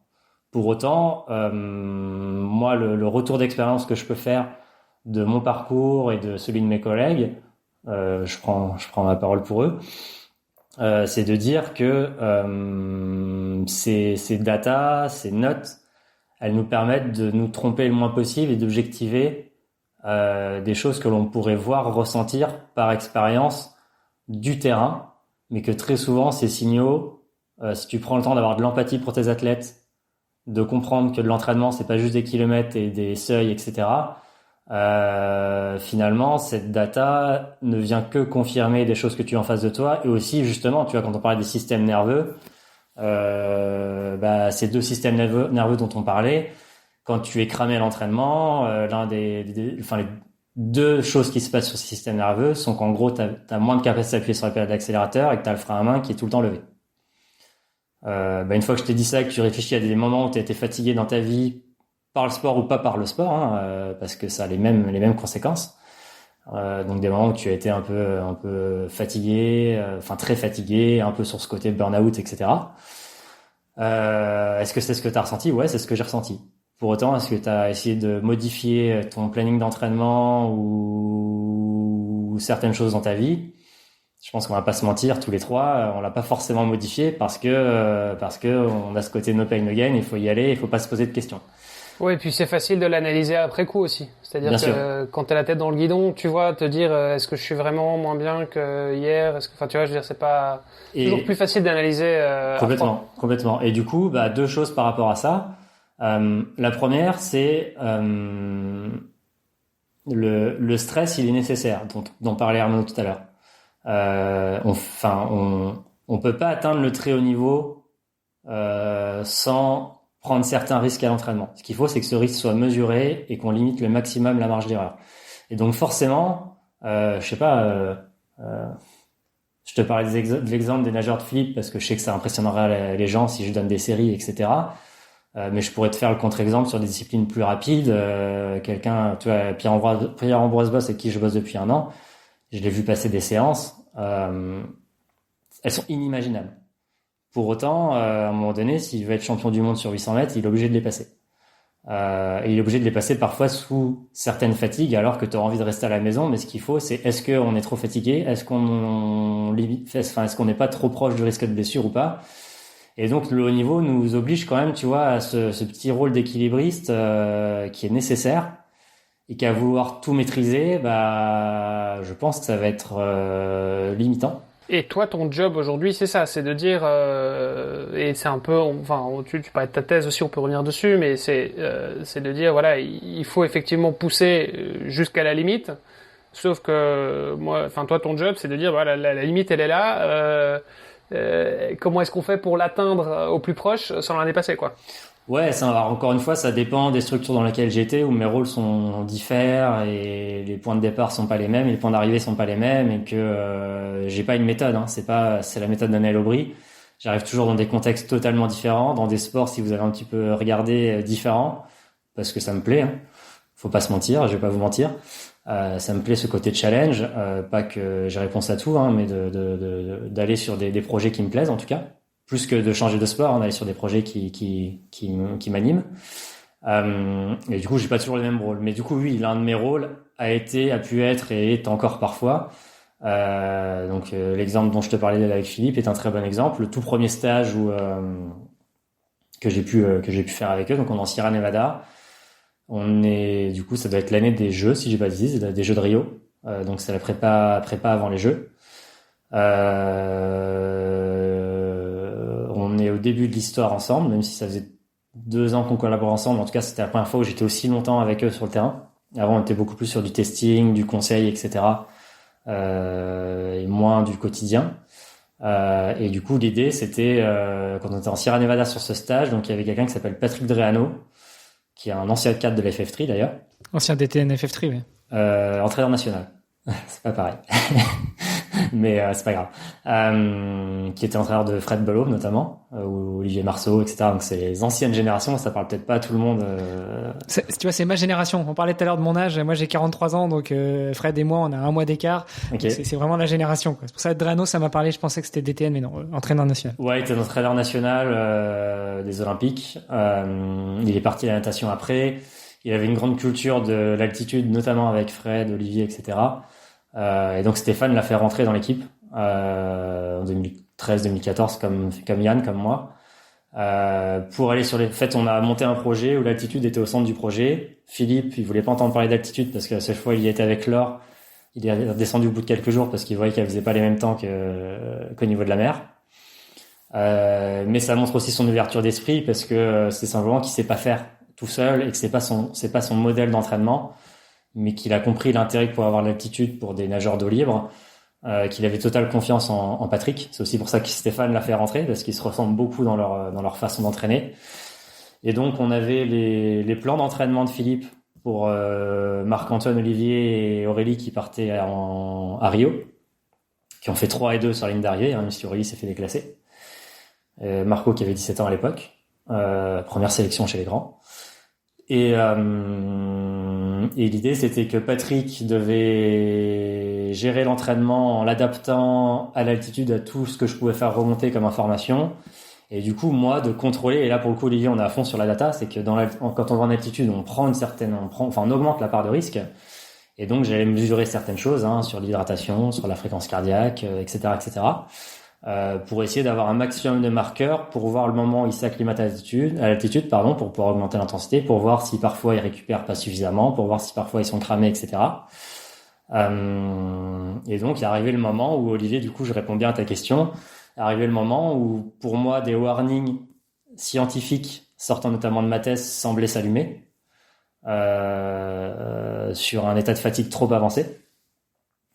Sauf que tu as quelques semaines des Jeux, donc c'est difficile de faire des choix aussi forts dans l'entraînement, parce qu'en gros tu vas annuler une série qui est peut-être la série qui va te faire, en tout cas dans ton imaginaire, faire passer des caps et peut-être gagner. Mais peut-être que la passer en étant trop fatigué, à l'inverse, ferait que notamment en altitude, tu vas tomber malade, tu vas mal dormir, tu vas te blesser et au final le stage il est terminé et tu vas aller au jeu avec un bras et demi.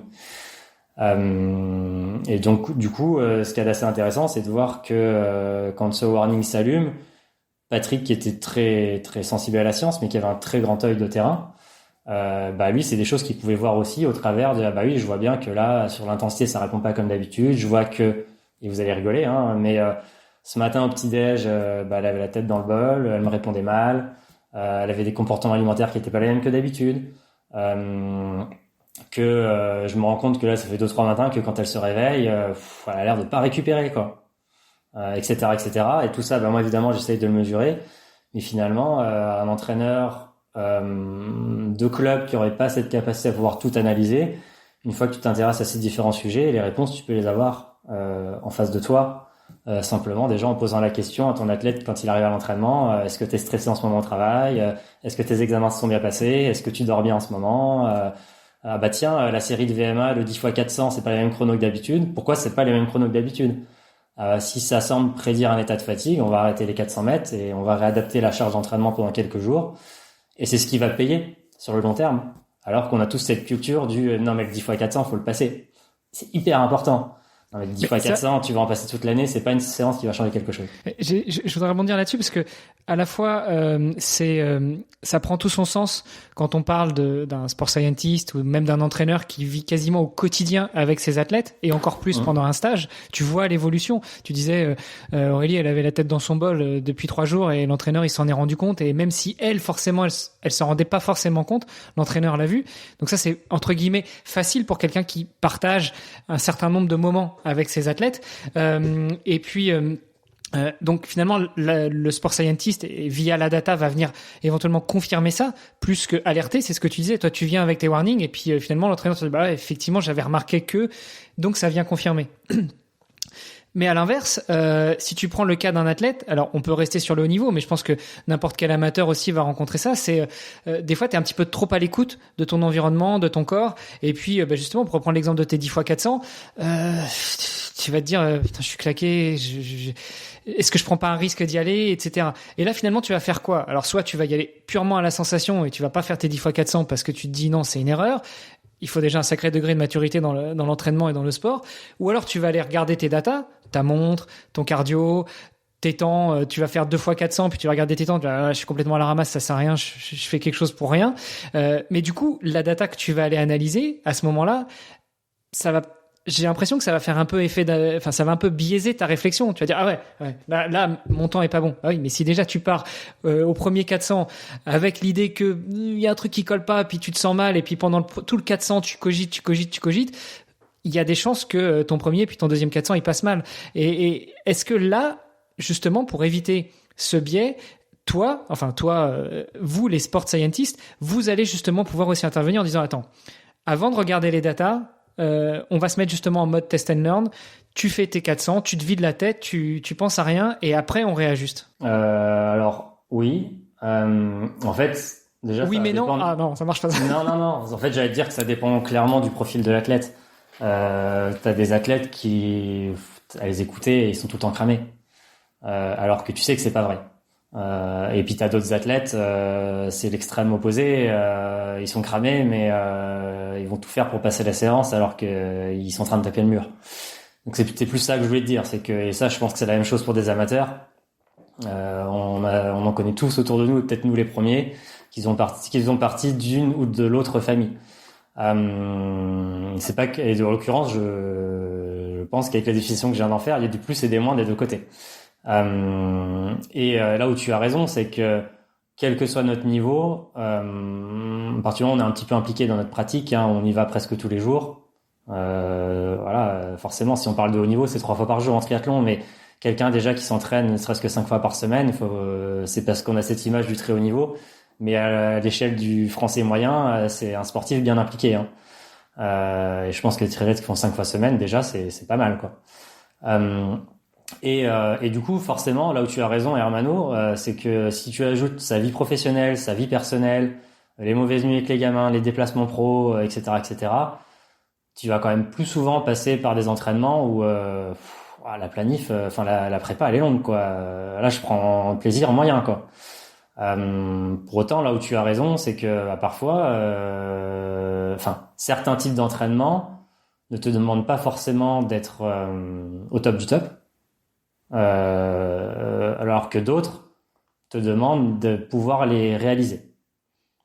Et du coup, cette distinction, elle est importante. Et du coup, c'est là où, au début, quand je t'écoutais, je voulais partir là-dessus, puis finalement, je t'ai répondu ça. Mais où, de mon point de vue, c'est peut-être parce que c'est mon profil, hein, mais je considère que c'est important d'être un petit peu curieux de ce qu'on fait et d'écouter des podcasts comme les vôtres, hein, ou d'autres, ou d'aller lire des choses, parce que peut-être que moi j'ai pas la vérité, peut-être que je me trompe, et voilà, de se faire son idée sur tout ça, parce que encore une fois, là où tu as raison, c'est que réussir une préparation, c'est pas simplement appliquer à la lettre ce qu'on nous a demandé.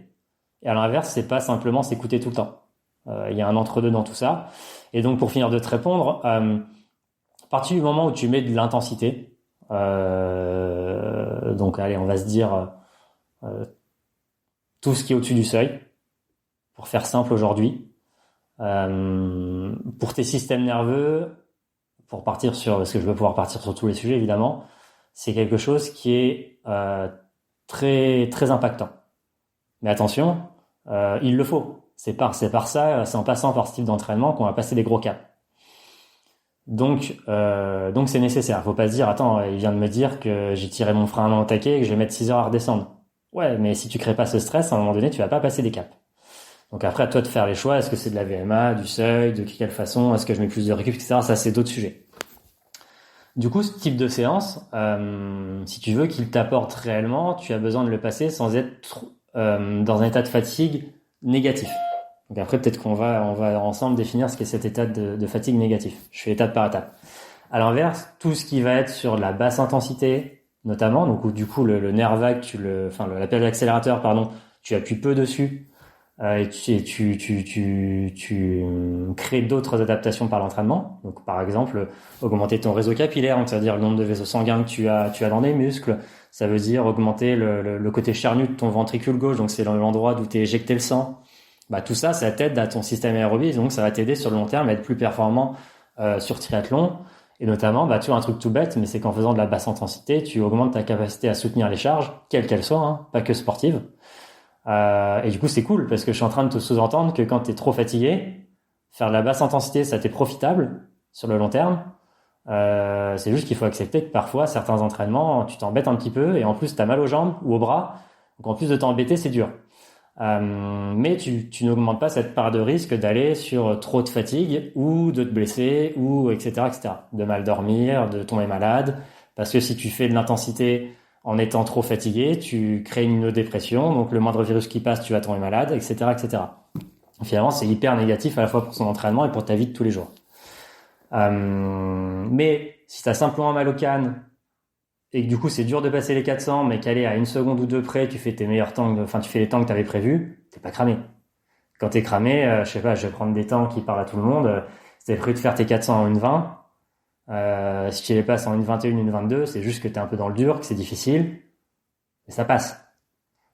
Si par contre tu commences à exploser, que c'est 1,23, 1,25, etc., laisse tomber, ça sert à rien.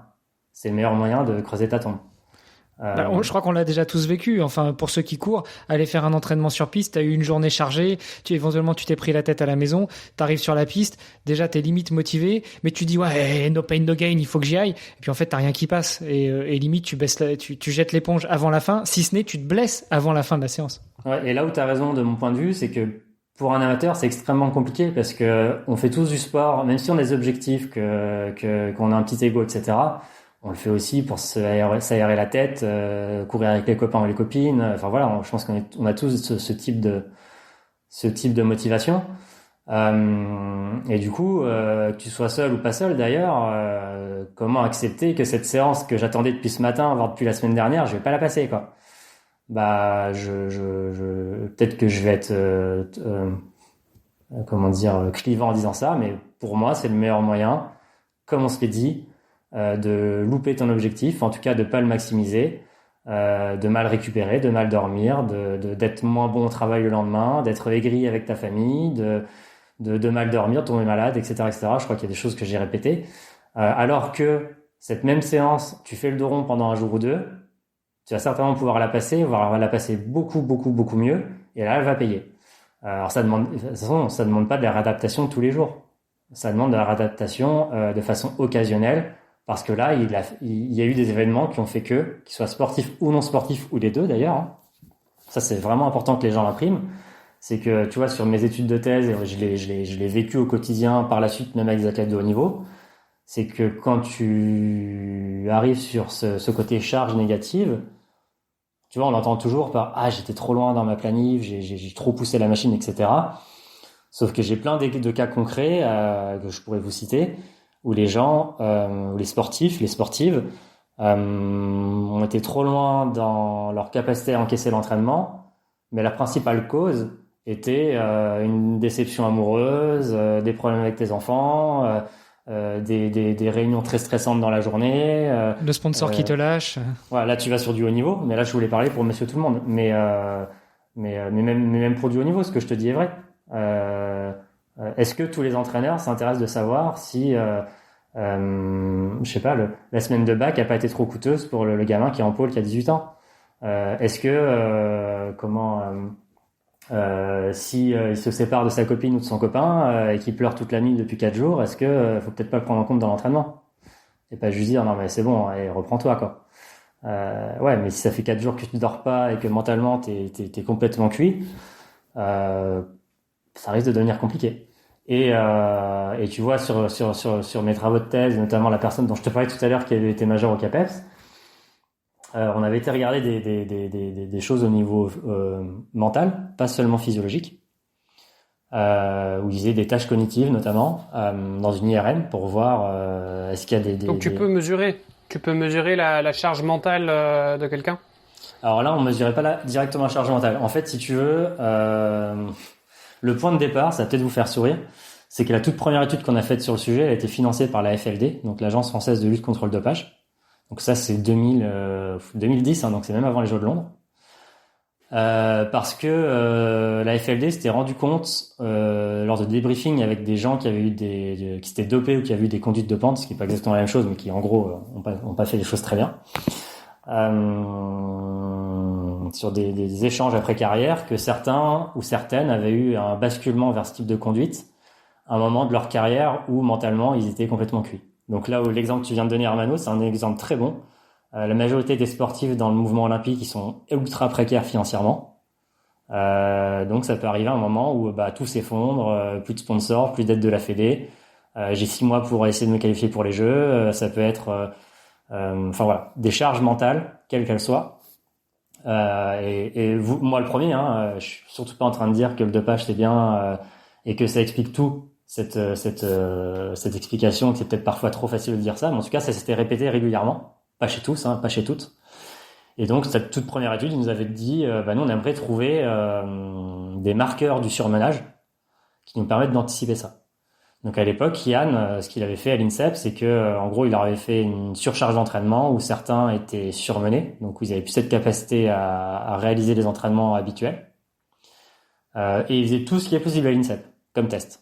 Donc ça partait d'un simple questionnaire, est-ce que l'entraînement est facile ou pas, donc qui coûte 0 €, à quand tu fais ton test VMA, tu passes sur une plateforme de force pour voir si tu es plus avant-pied, plus assis, t'as des tâches cognitives où tu réponds sur des manettes de 8 pendant que tu es en train de courir, t'as des caméras de définition sur la piste qui regardent si ton schéma moteur a changé, etc., etc.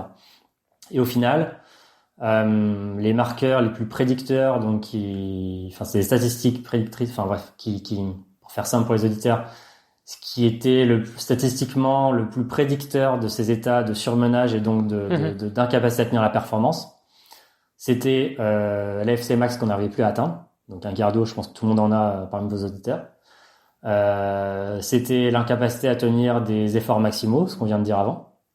On n'en fait pas tous les jours, mais ça nous arrive quand même, je pense, au moins 1 ou 2 fois dans la semaine. C'était la fréquence cardiaque. Je sais plus si je l'ai dit. J'ai dit la fréquence cardiaque? Ouais. Donc on reviendra dessus après.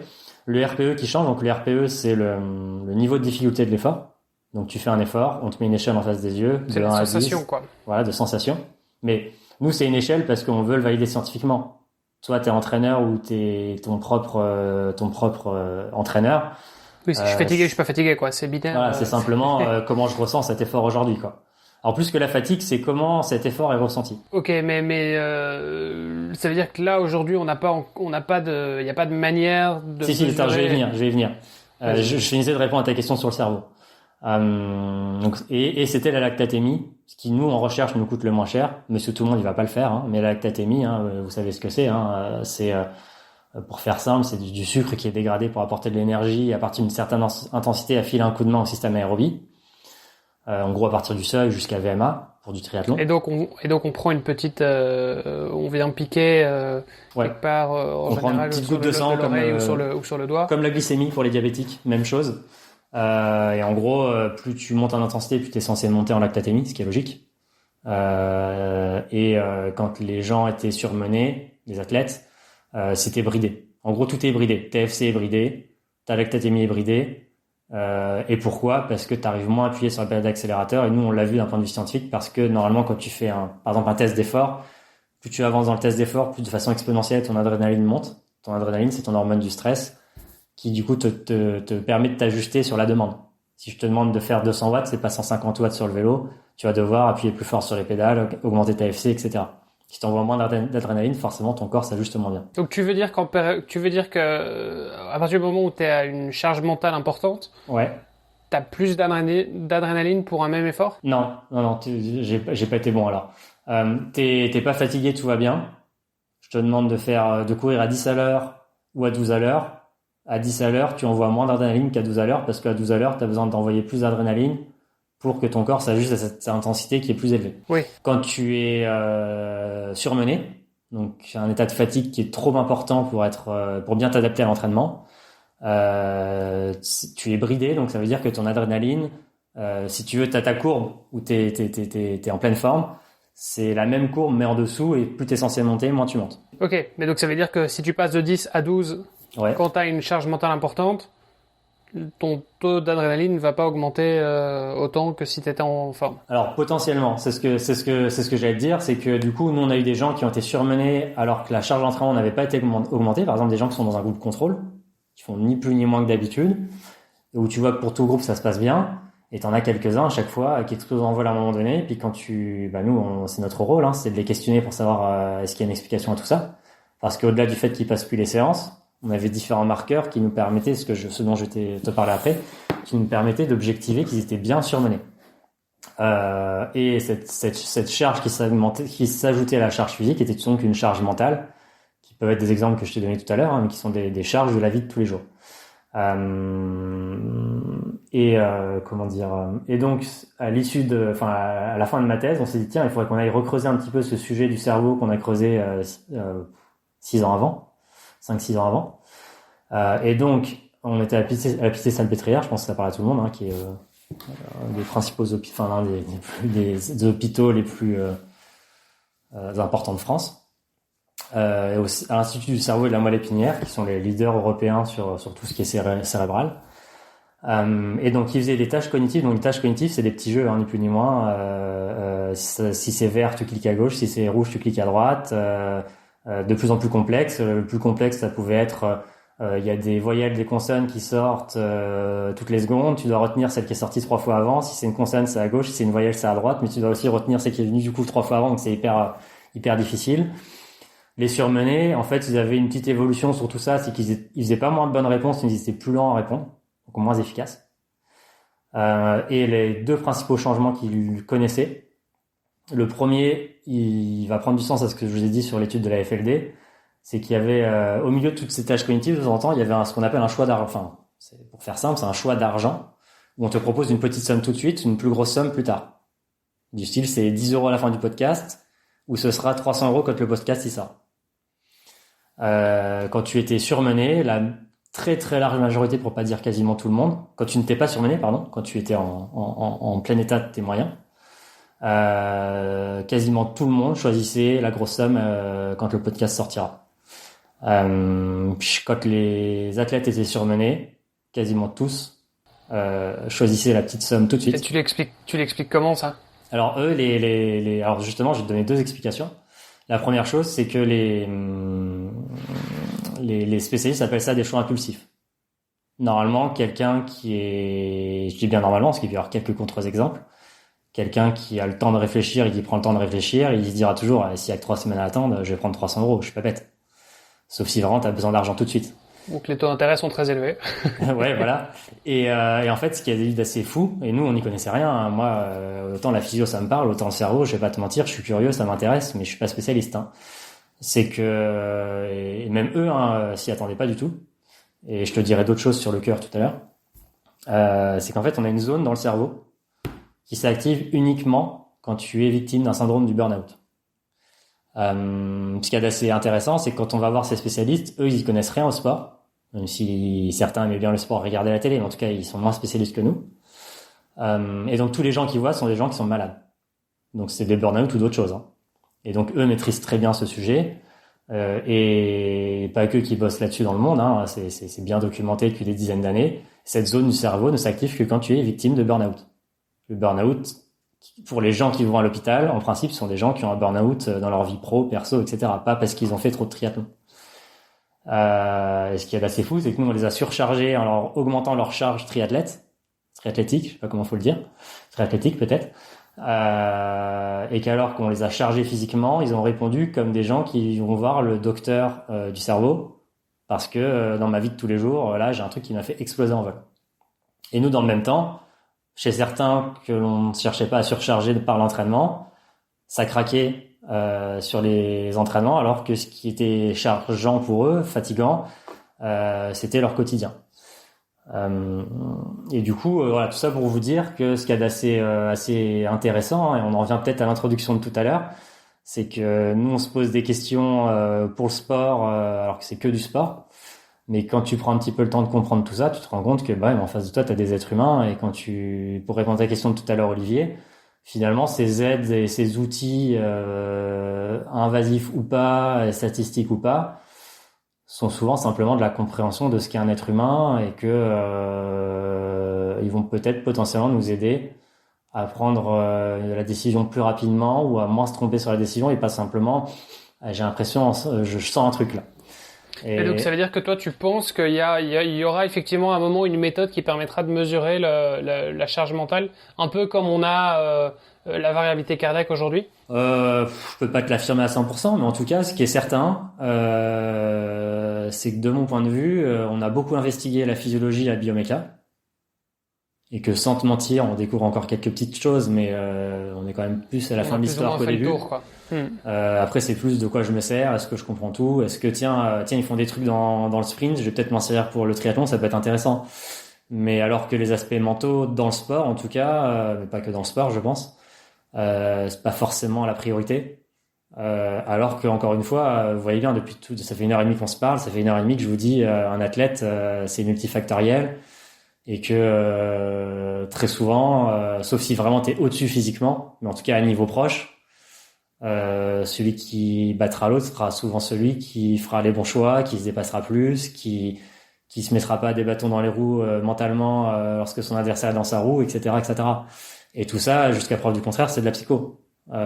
C'est pas ce que j'ai la plus grosse voix de max. Je sais plus qui disait ça, mais c'était un chercheur français, je crois, qui disait que le futur justement de l'entraînement, c'est pas l'entraînement physiologique, c'est l'entraînement mental. Enfin, le futur de la performance, c'est pas l'entraînement physiologique. Je pense qu'effectivement, comme tu disais, on a déjà découvert beaucoup de choses. Il y a peut-être encore quelques points d'ombre à éclaircir ou quelques façons d'évoluer dans l'entraînement physiologique, en tout cas parlant. Mais le futur de la performance et donc de la progression des athlètes, ça va être au niveau mental. Ouais. Je pense que ça peut. Et attention, hein, c'est déjà investigué. Et certains, ils vont beaucoup. Hein. Mais je fais souvent des réponses de Normand. Vous avez remarqué. Hein. Mais de la même façon, tous les athlètes n'en auront pas besoin autant, pas de la même façon. Ils répondront. Et comme l'entraînement.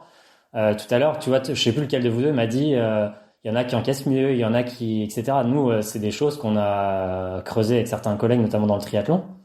Avec par exemple des collègues qui étaient au pôle de Bouvris, où on s'est rendu compte qu'il y a des athlètes, toi pour schématiser, tu pourrais leur mettre du seuil tous les jours, ils l'encaisseraient, ils y répondraient, ils y progresseraient.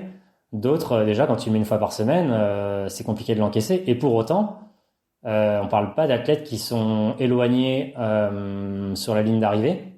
Simplement, ils répondent pas au même type d'entraînement, ils l'encaissent pas de la même façon. Et du coup, des fois, c'est peut-être bien de sortir tiens, j'ai un plan d'entraînement pour aller faire le triathlon de Deauville, j'en sais rien, j'en prends un au hasard. Peut-être que pour commencer, c'est pas mal, hein, je dis pas. Mais que je suis pas sûr que c'est ce qui te correspondra le mieux, à la fois dans ton passif, dans ce que tu es, et dans ton quotidien, encore plus si tu es amateur. Ouais, et au même titre, un plan d'entraînement conviendra pas à tout le monde, un coach conviendra pas à tout le monde non plus, parce qu'un coach finalement c'est une philosophie aussi de coaching. Ah ouais, complètement. Et je vais pas te mentir, moi le premier. J'ai beau être, comme vous l'avez vu, ouvert d'esprit à creuser différents sujets, j'ai certaines sensibilités. Et j'essaye, quand je suis sur de nouveaux projets, de bien comprendre l'activité physique, de bien comprendre le profil des athlètes, leur histoire, etc. Pour autant, j'ai une certaine philosophie d'entraînement, peut-être liée à mon parcours aussi. Et qui, là où tu as raison, je pense, marcherait peut-être pas, marche pas avec certains athlètes, à la fois tu l'as dit, dans la planification, mais également dans ne serait-ce que qui je suis humainement. Et en termes de coaching, toi aujourd'hui, donc on l'a bien compris, ton rôle avant tout, c'est de les conseiller. Tu viens en support du coach. Dans la plupart du temps, mais tu as aussi des athlètes en coaching direct où tu crées toi-même les plans d'entraînement? Alors, quand j'étais à l'INSEP, avec Yann, on s'interdisait totalement d'entraîner pour pas être jugé parti en même temps. Ce qui nous empêche pas, quand la confiance se crée, comme tu l'as compris, de discuter sur l'entraînement, même avec certains profils.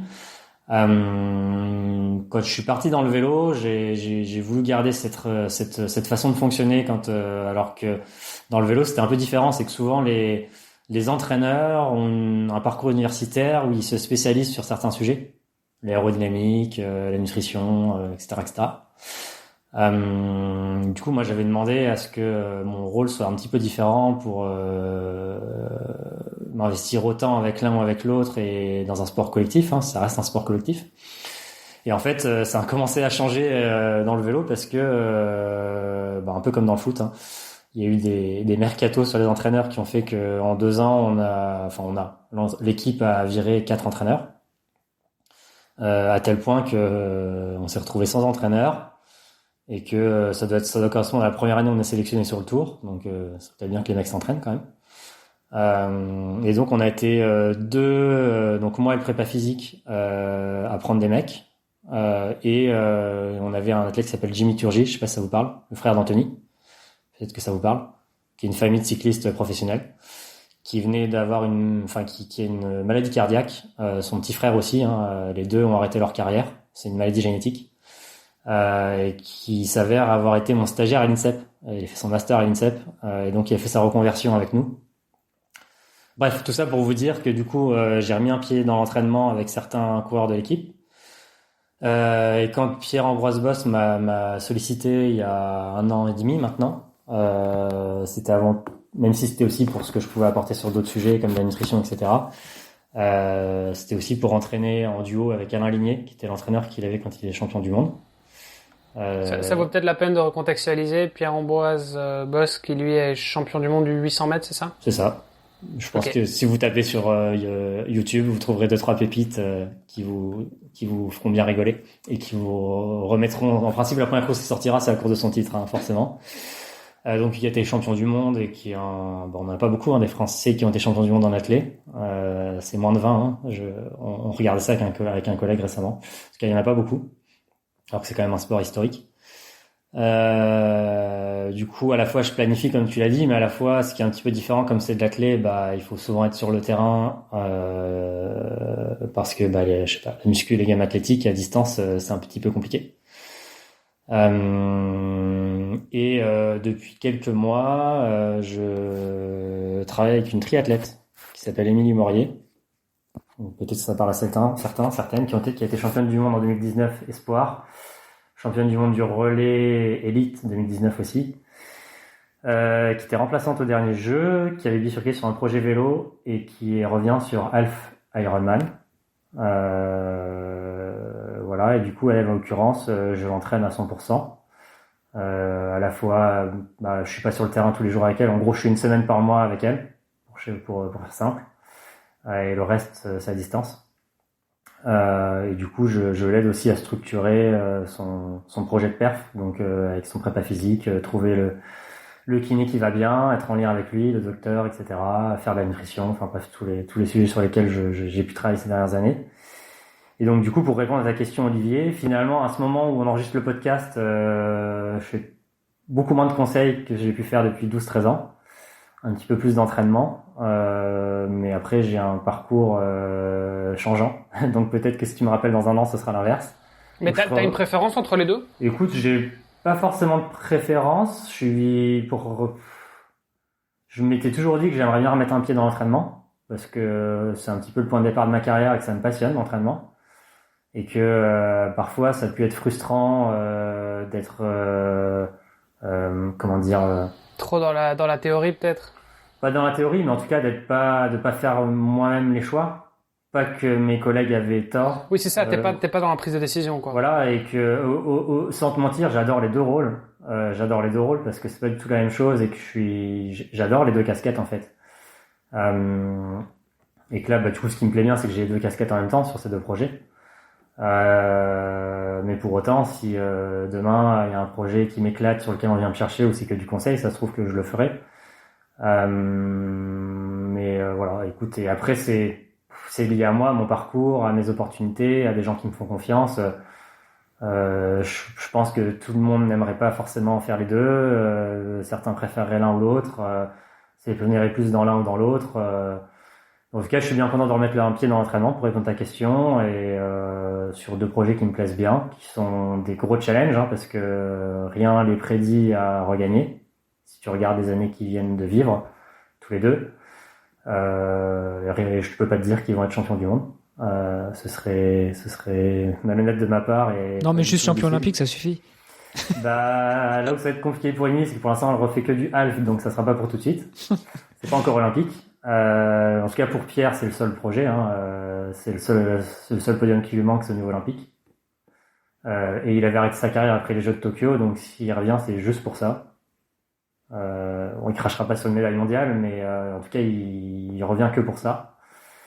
Alors qu'Émilie, si elle veut refaire des jeux, ce sera pas avant 2028 en tout cas. Ouais, et toi, Anaël Aubry, est-ce que tu te fixes est-ce que dans les objectifs sportifs que tu te fixes, tu te coaches toi-même, tu analyses toi-même tes données ou t'es conseillé pour ça? Ces dernières années, avant que je m'arrête de faire de la compète, c'était le coach de mon équipe d'athlètes qui me faisait les séances quand je venais. Et puis j'avais plus autant une pratique où je me prenais trop la tête avec la planif et puis je déchargeais le cerveau, je lui faisais confiance et je faisais ce qui était prévu. Et depuis que j'ai repris, vous allez rigoler, hein, mais j'ai aucune planif. J'essaie juste de me fixer des créneaux où je peux faire du sport qui presque tous les jours se réduisent. À cause de la famille ou du travail. En tout cas, j'essaye de mettre un point d'honneur à refaire du sport presque tous les jours, ne serait-ce que pour mon équilibre personnel où ça me manquait réellement pour me sentir bien dans ma peau, dans mon travail. Et du coup, ça va rejoindre un petit peu notre questionnement tout à l'heure, c'est que je planifie pas vraiment, mais en fonction du temps et de mon état, sans forcément faire de relevé, mais plutôt de la connaissance que j'ai de moi-même et de tout ce dont on a parlé avant, je vais souvent choisir la séance en mettant mes chaussures et voilà. Écoute, ça m'a ramené aux France de Cross cet hiver, ce qui est pas trop nul, mais sans prise de tête, sans gros volume, juste en faisant des séances qui me plaisent et sans me mentir à moi-même sur mes états de santé ou de fatigue en tout cas. Après, pour finir de te répondre, Hermano, j'ai un parcours derrière moi qui me permet aussi ça. Là, je parle pas du niveau professionnel, mais comment dire, je fais très peu de kilomètres parce que j'ai eu la chance dans ma jeunesse d'en faire beaucoup. Quoi. Voilà. Comme on dit, t'as la caisse, t'as le foncier, t'en as déjà fait pendant des années, donc maintenant c'est plus de l'ajustement et du maintien en forme. Ouais, mais à l'inverse, tu vois, j'ai des qualités athlétiques pour l'athlète qui sont nulles, par rapport à mes performances. Et donc, je mets un point d'honneur à faire de la muscu, à faire des gammes, à faire des sprints en côte, parce que je sais que j'en ai besoin. Ça m'éclate, je vais pas te mentir. Alors que faire 150 bandes semaine, peut-être que je reprogresserai un petit peu en chrono, mais je suis pas sûr que c'est ce qui soit la priorité pour moi. Et un jour ou peut-être une semaine pour toi, ça ressemble à quoi une semaine de NL Aubry? Parce que je veux dire entre tes coachings, non, mais avec ton boulot et tout ça, tu vois, mais je veux dire parce que tu fais quand même pas mal de choses finalement. Il y a du support avec certaines fédérations pour certaines courses. Parfois c'est un peu plus ponctuel. Tu fais aussi de l'entraînement avec deux athlètes.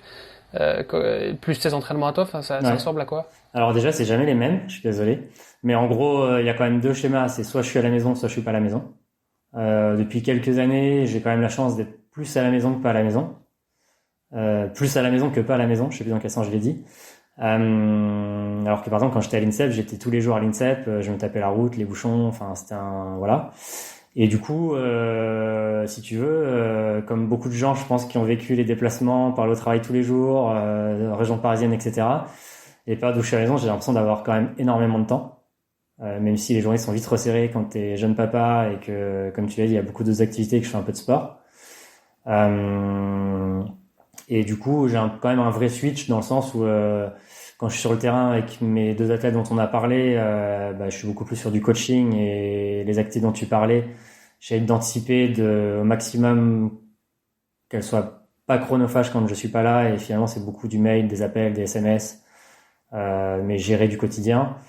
Alors que quand je suis à la maison comme aujourd'hui avec vous, c'est un petit exemple entre guillemets, je suis beaucoup plus dans de la production et de la création, on va appeler ça comme ça, dans ce que je peux faire dans la formation, etc., etc.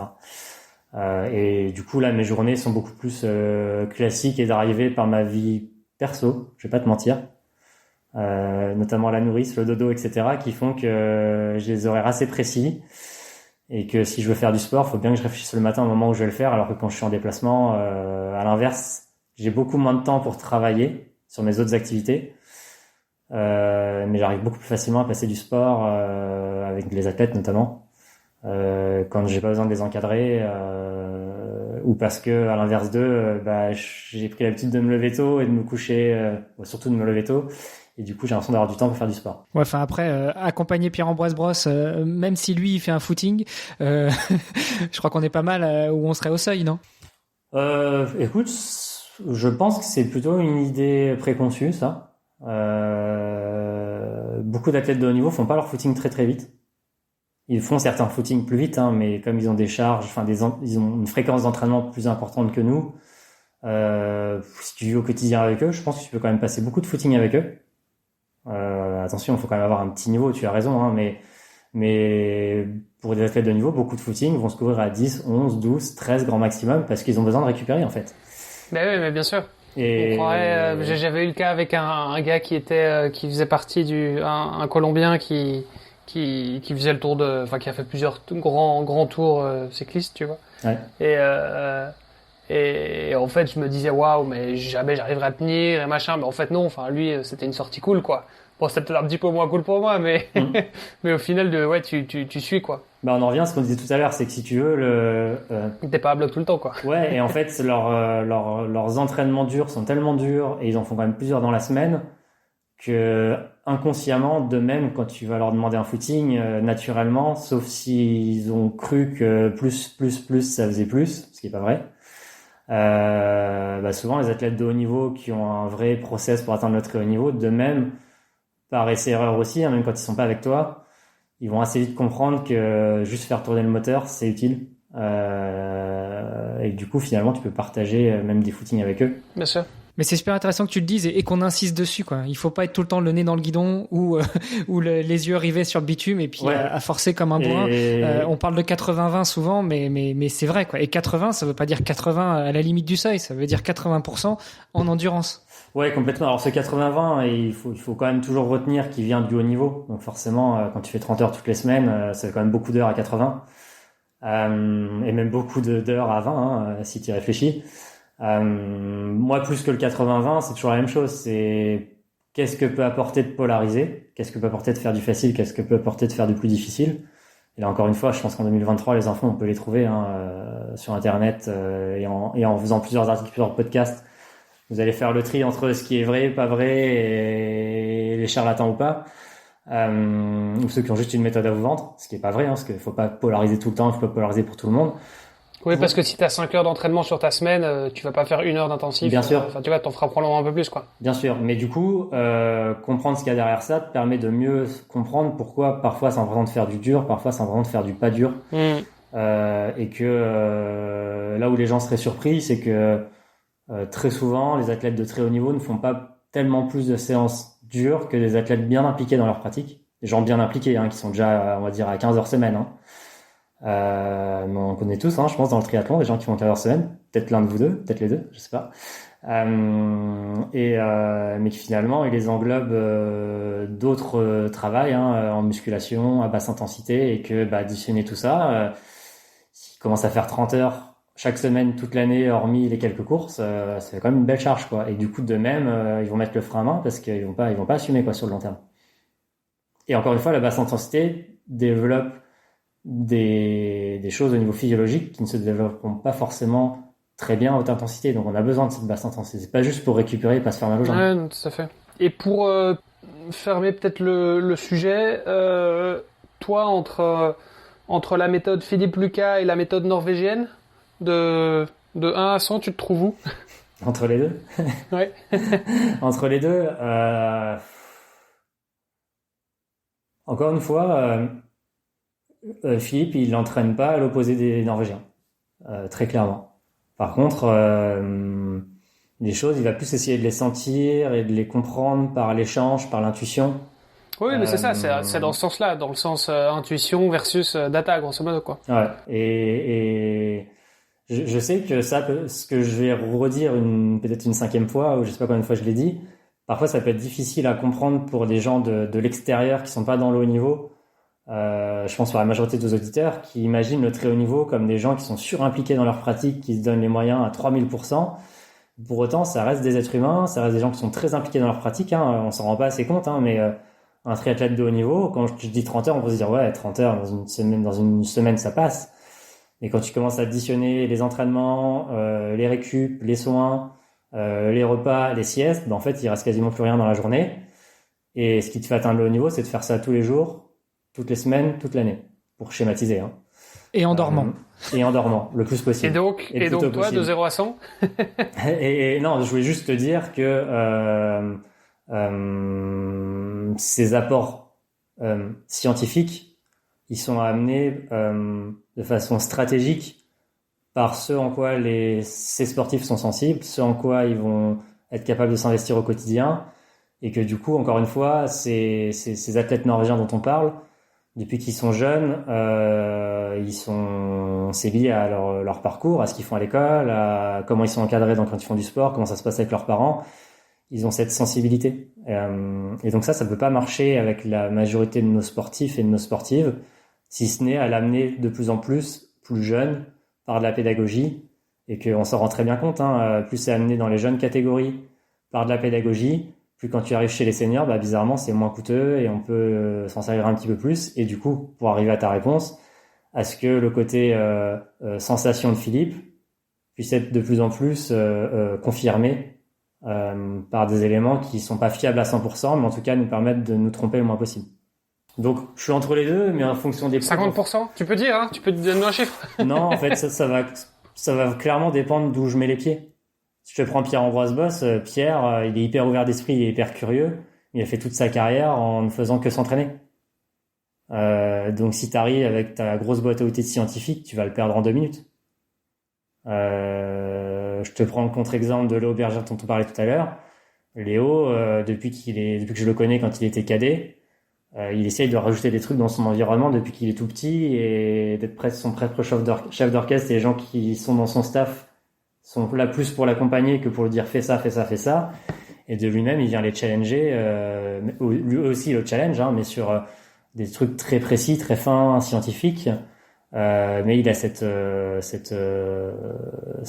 culture, cette sensibilité là-dessus, liée à son parcours, à ses parents, etc. Et il arrive à s'y investir, à ce que ça lui apporte. Donc encore une fois, pour moi, ça dépend de où tu mets les pieds et puis d'autres choses. Hein. Tu vois, tu parlais de science. Quels sont tes moyens? Tu vois, il y a plein de choses. C'est l'environnement, les moyens financiers. Moi, si tu me dis Anaël, c'est full gaz, ils adorent ça et t'as 1 million dans les poches, tu fais ce que tu veux. Je vais pas faire la même chose que je sais pas. Je te prends l'exemple d'Émilie, sans rentrer dans les détails. La majorité de ses contrats, ils étaient pour les Jeux de Paris. Elle va pas aller aux Jeux de Paris. Bon bah, c'est pas open bar quoi. Elle fait du half, elle est plus soutenue par la Fédé. Je peux pas te dire, on va faire un test en labo toutes les semaines. Pas possible. C'est juste pas possible en fait. Oui, non, mais ma question c'est, un Philippe Lucas ou les Norvégiens, ils ont c'est leur philosophie. Je pense qu'ils sont très dans l'extrême. Et donc on a compris que toi c'était à 50% avec un intervalle de confiance de 40. De 50%. Donc ok, ça marche. Mais écoute, pour terminer, peut-être si tu devais donner un conseil à nos auditeurs pour devenir triathlète en une phrase, tu dirais quoi? J'avais une phrase pour devenir triathlète. Bah écoute, une seule phrase. Je vais pas y arriver. Oui, parce que sinon on va partir. Non, moi je pense que le triathlon ça reste un sport. Je pense que plein vous l'ont déjà dit, hein, mais de l'extérieur on pourrait se dire c'est un sport de bourrin. Faut faire plein d'heures, faut s'entraîner dur. Et pour autant, ce que je trouve super cool dans le triathlon, c'est que tu peux t'éclater, t'épanouir sans forcément faire les 3 sports tous les jours. Tu peux en fonction d'où tu es, faire un sport ou l'autre, en fonction de tes moyens, t'y investir plus ou moins, en fonction de ton temps de dispo, en fonction de tes blessures, tu vas faire plus l'un que l'autre. Et du coup, je trouve que c'est quand même un sport qui est, en fait, que je trouve beaucoup plus accessible que ce qu'on pourrait voir de l'extérieur. On pourrait se dire c'est chronophage, ça demande des moyens financiers, etc. T'es pas obligé de t'acheter un vélo à 15 000 € pour prendre du plaisir dans le triathlon. Et tu peux ne faire, je sais pas, que 4-5 entraînements semaine, donc pas tous les sports tous les jours, et commencer à t'éclater dans le triathlon. Et puis derrière, ça t'empêchera pas d'aller faire une cyclo, d'aller faire une course à pied, une course d'eau libre, parce que tu auras du fond grâce aux autres sports.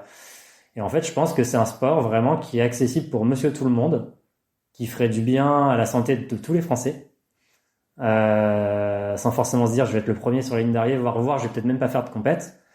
Et du coup, je trouve que c'est un sport où on devrait presque le recommander pour la santé de tout le monde. Et puis, si vous avez l'esprit compétiteur, à l'inverse, c'est un sport. En fait, pour moi, c'est un sport où on peut aller dans les deux extrêmes. On peut prendre soin de notre santé, sans être spécialiste des 3 sports et sans être le meilleur dans les 3 sports. Et à l'inverse, si vraiment vous êtes no pain no gain et que vous adorez, vous vous en mettez plein la tête à l'entraînement, c'est le sport parfait parce que vous pouvez faire les 3 sports chaque jour et alors là, ça sera le concours de celui qui en fait le plus. Bon, c'était une longue phrase, mais donc la conclusion, c'est allez-y. Ouais, très clairement. Allez-y, ça vous fera que du bien. Donc effectivement, on ne peut qu'être d'accord avec ça. Moi, je valide ton côté. Ça devrait être obligatoire dès l'école, en fait. On devrait apprendre aux jeunes à faire du triathlon. Mais ça, c'est un autre sujet. Anaël, où est-ce qu'on te suit? Où est-ce qu'on rentre en contact avec toi? Écoute, je suis sur tous les réseaux classiques, les réseaux sociaux classiques. Donc vous tapez mon nom, mon prénom, mon nom, vous devriez me trouver. Je m'en sers que pour le pro, donc pas de stress, il y aura pas mes photos de vacances.